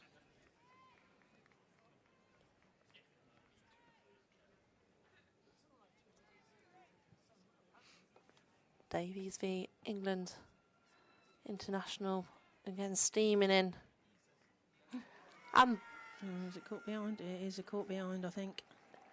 Taking Bryony Smith in on the action. Yeah. Gets her 3rd scalp of the day. This wicket-keeping lark's all right. I was unfortunate for Lauren Filer because I think she was trying to do that, but trying to do the right thing. But yeah, we see on the replay an edge into the hands of Bryony Smith. Yeah, you can see her regretting having a little dabble at that one outside of off. But, it's going to get even more exciting now. Yeah, it's a tense finish to this. 8 wickets down. Western Storm versus South East Stars fixture. 19-ish to win. The scoreboard's not catching up with itself. And of course, in the Rachel Hayhoe Flint Trophy, South East Stars gave Western Storm a bit of a schooling. It was an absolute thrashing, so there's a much better response in this competition. The Charlotte Edwards great Cup. for the crowd to see a close match. That's what we want to see. So we're going to see Smale to the crease. He's taking a guard. 108 Sophia Smale, another one of the under-19s. I know we've mentioned it a lot, but they did brilliantly in South Africa in the first ever Women's Under-19 World Cup, beating Australia in the semi-final and getting were beaten finalists, but played brilliantly as Davis comes in. To Smell, who gets off a mark straight away. It should just be the single, and it is. We have Welsh representative as well, because of course it's the England and Wales Cricket Board. Yep. So it's nice to have some Welsh players doing well in the ECB's competitions, and of course Western Storm covers from the top All of Wales top and the of whole of the Wales West Country, yeah. to the bottom of Cornwall. It's Davies to Smell. It should be to Luff. This is the Luff, yeah. It is Luff.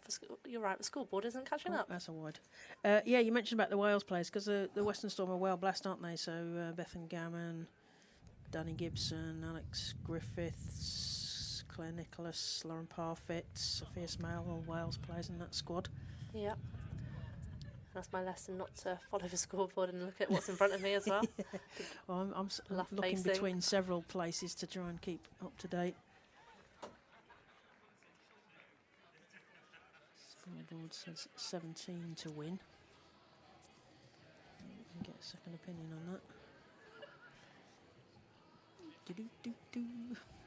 It's getting 17. tight now. 2 overs to go. Western Storm 110 for 8. Yeah, They need 17 to win. 2 overs, so 12 balls. 17 to win off 12 balls. Sophie Luff on 38.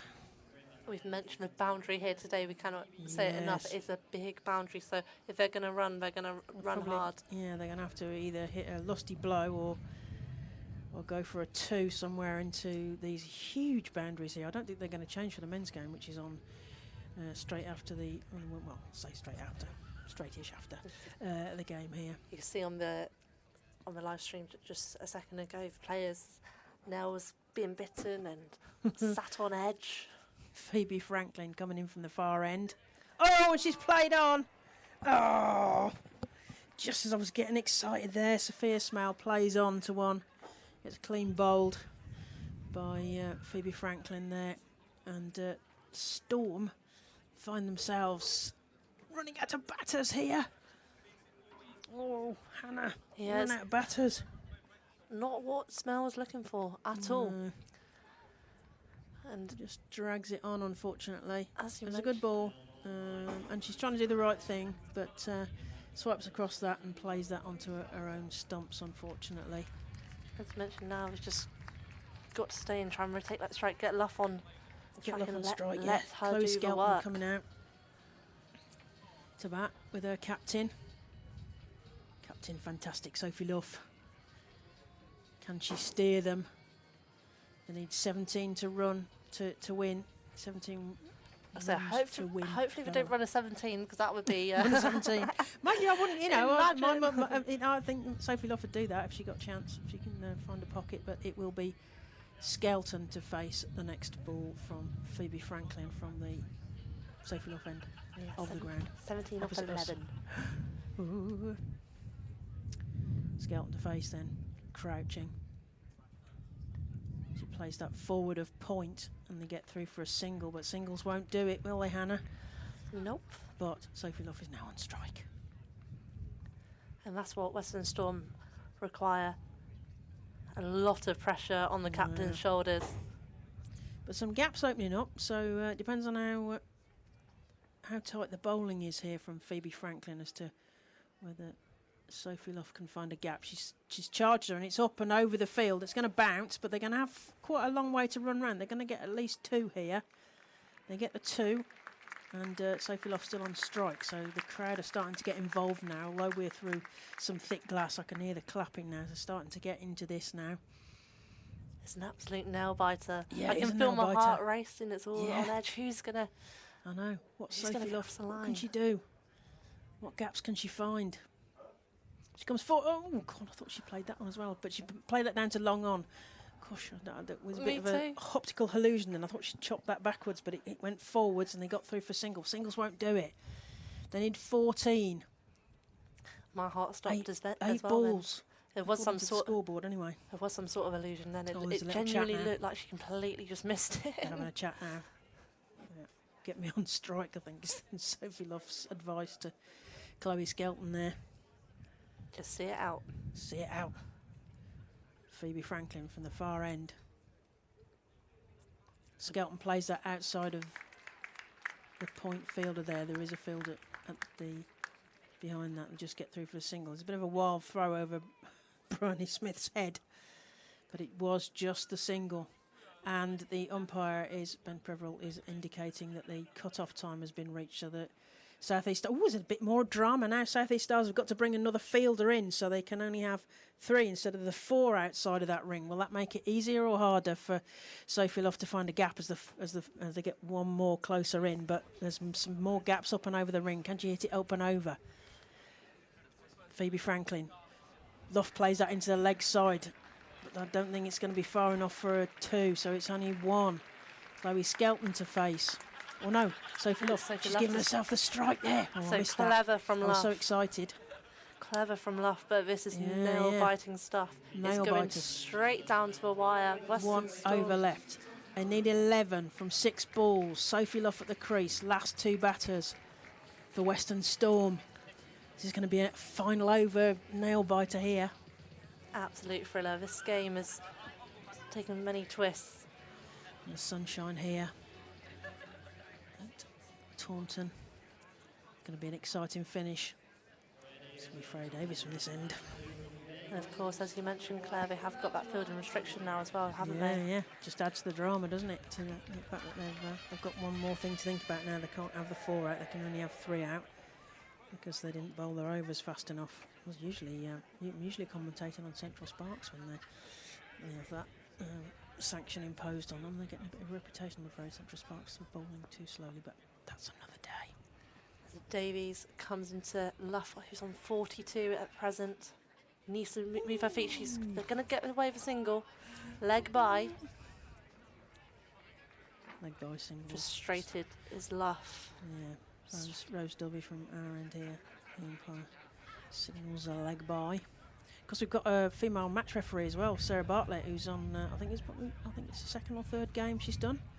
Former international umpire, and recently she was at the Under-19 World Cup. We keep mentioning she was umpiring at that one. And she's the 2nd of the female match referees that the ECB have now, behind Helen Pack. Very exciting to see women taking these roles. Skelton facing to Davies, and she gets it away for a quick single. The misfield, they're going to come back to 2. They have to take that extra run. Yes, it would be nice to have Luff on strike, but they have to take the run. Alice Davis-Richards looks like she's twisted her ankles. I think Capsey's got her arm round her in front of us. Alice Davis-Richards is really... And she's getting a bit of cheek from the crowd as well. Yeah, but she's limping quite heavily in front of us. I hope that's just a minor thing. We want Alice Davis-Richards fit for the Ashes. So she's down on her haunches now. She's obviously winded by that clumsy bit of a moment. She's waving. I think she wants to change her fielding position. She's holding the back of her leg now. No, she's not. Yeah, she's not. She is limping. She's limping. Alice Capsey is now going out to long on, and Alice Davidson-Richards coming closer. Although she's limping when she walks, but not when she jogs. Which is she held the back of her hamstring. She's got an ouchie somewhere. Davies to Skelton. Luff tries to come down, but returns back. Davies is just going to hold on to the ball.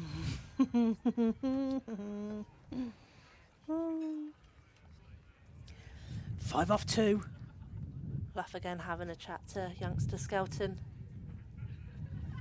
Work to do. Having a conference in the middle. Yeah, 8 off 4.